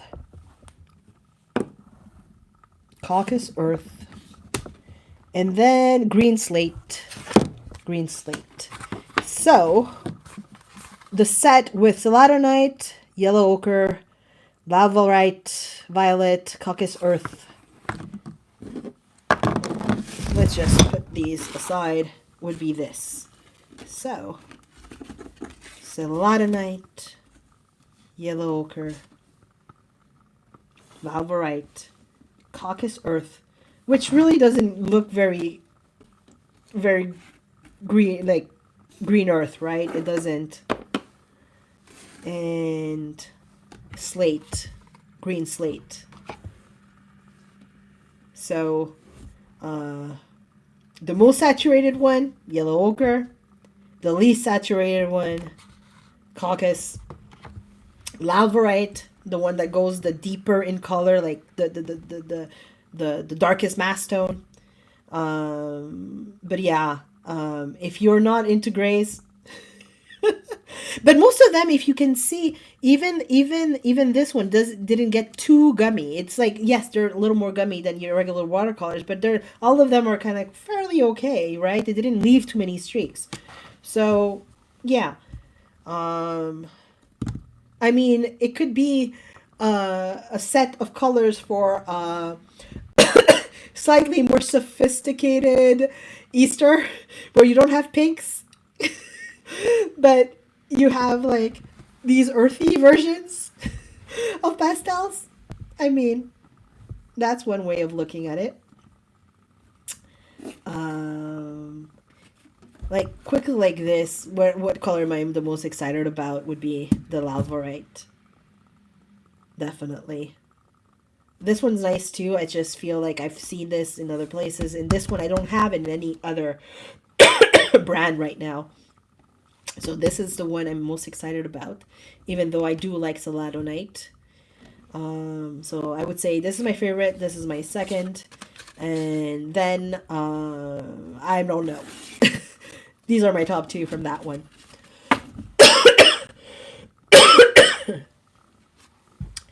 Now, the other set, where is the box?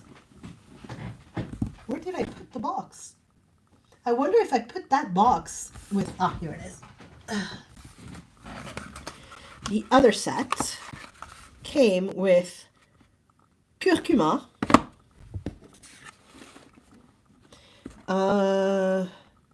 Madder Lake, ooh, already much more colorful than the other one. Madder Lake, Indigofera, the stinky one apparently, if I ever get my nose back. Dyer's Green, which, just so you know, and I remind you, this is actually a mix of these 2 pigments, though I don't know if we could actually mix these 2 manually and get that color, because there is no separation in this color at all. And still de grain. Yeah, so if you want saturation in your colors, this is the set. This is the set you want to get. They didn't seem to get a specific name to the set. Finest Vegan Watercolors. And there's no name to the set.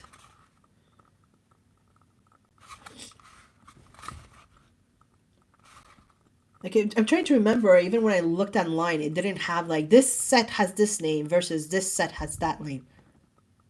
Oh, it's the plant set versus the mineral set? Is that basically it? So, yeah, so definitely these ones are the plant ones. I like Style de Grain. I like this. I like all the colors. I like all the colors. But you can tell just how more gummy these ones are compared to the other. And I'm trying to remember. No, this is Kamala. Where is my yellow? That's yellow ochre. Okay. So this is Curcuma. 3 light fastness is 3. Style de Grain 2. I think this one's probably the one with the least light fastness. Light fastness 3. Indigo 4. I'm surprised. I don't know that I believe this. Because indigo is known to be very, you know, hey, how are you? Bye-bye. So I'd be surprised. And Madder Lake 4. Again, Madder Lake, I know, as far as I know, what people consider the original Alizarin Crimson is not light fast. And this one is the previous, before Alizarin Crimson became Alizarin Crimson. Like, there was Madder Lake. And I would think this one is not light fast, but it says light fast 4. So yeah, not sure about that. But then again, I don't sell my paintings. I gift cards to people, and I paint for my own pleasure, and I leave a lot of these things in my own home where I don't really get enough direct sunlight for my plants, let alone for anything on my walls. So it's not a big worry for me, and if I do, then I have so many other paints that I can rely on. This is basically, I want to have fun with paint. So yeah, that's interesting. If you want colorful, go with the plant one.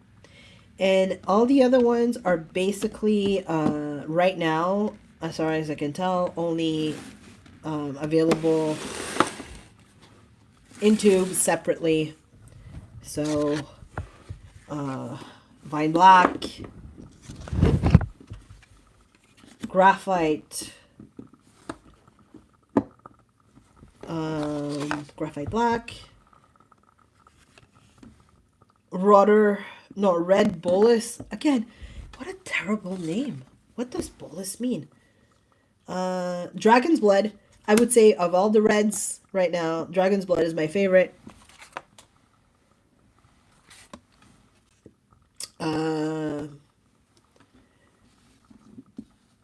Rugen Chalk. And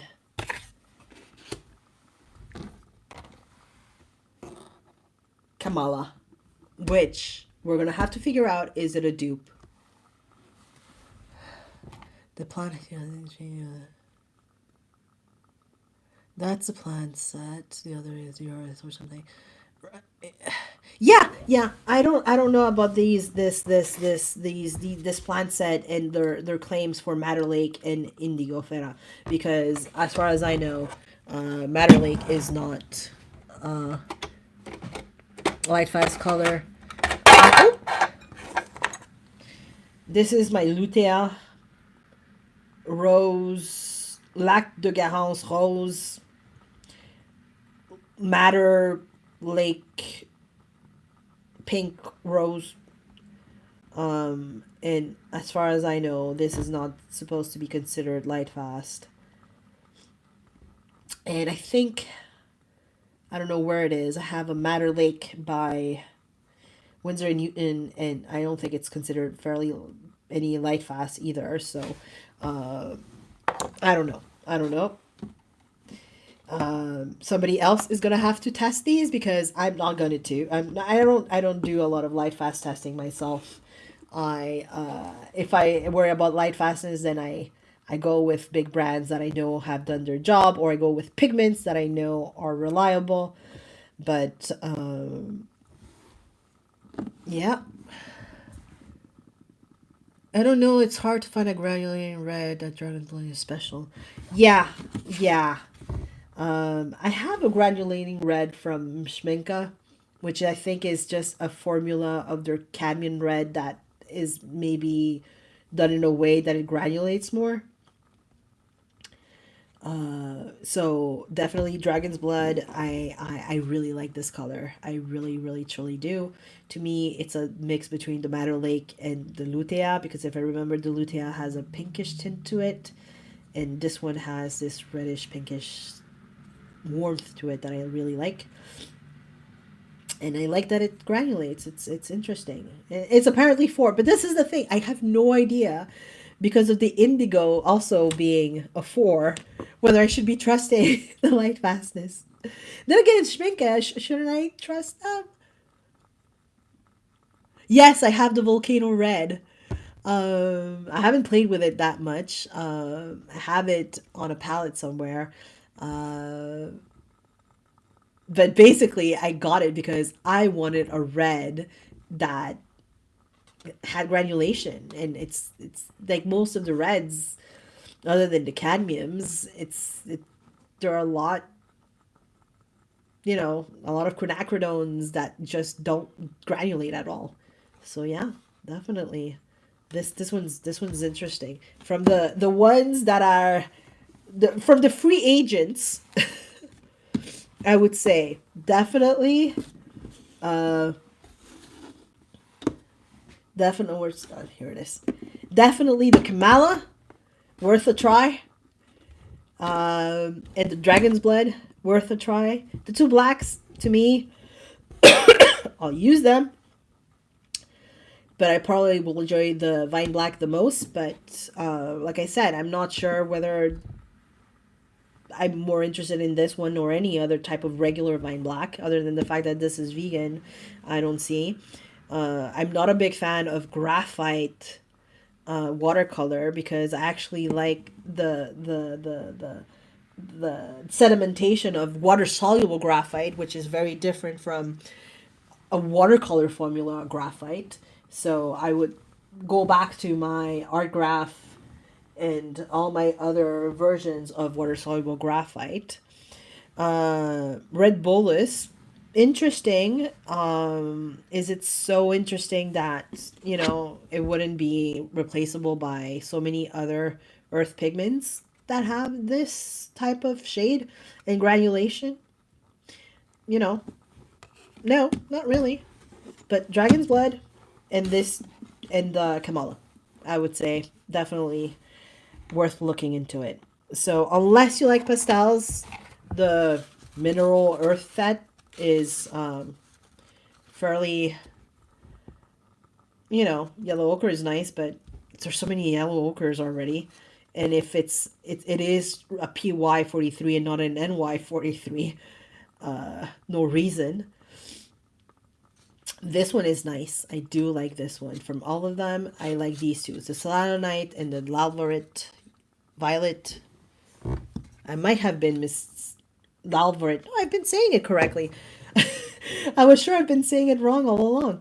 So Lalvarit and Celadonite, maybe the ones I would want, and maybe the Green Slate. And the plant ones are definitely the ones that are the most saturated, the most gummy, and I question the light fastness claims to them. But I do love, I love Style de Grain. I love PY129. So this is a natural matte version of it, because the PY129 has more luminosity to it. It has like this acidity behind it that just makes it shine. But yeah, definitely, I'd be curious about those.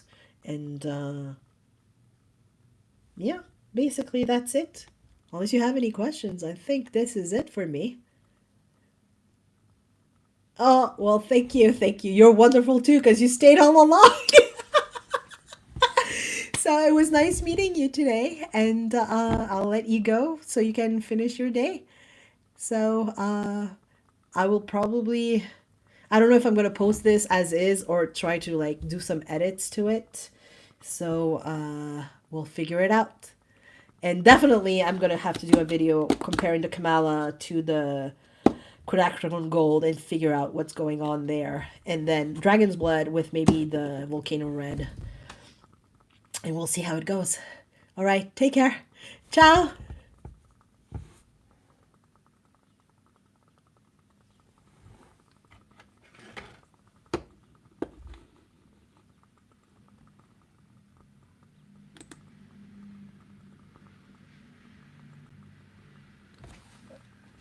Oh, this is where I hang up. That's so funny. I don't even know how to stop a video.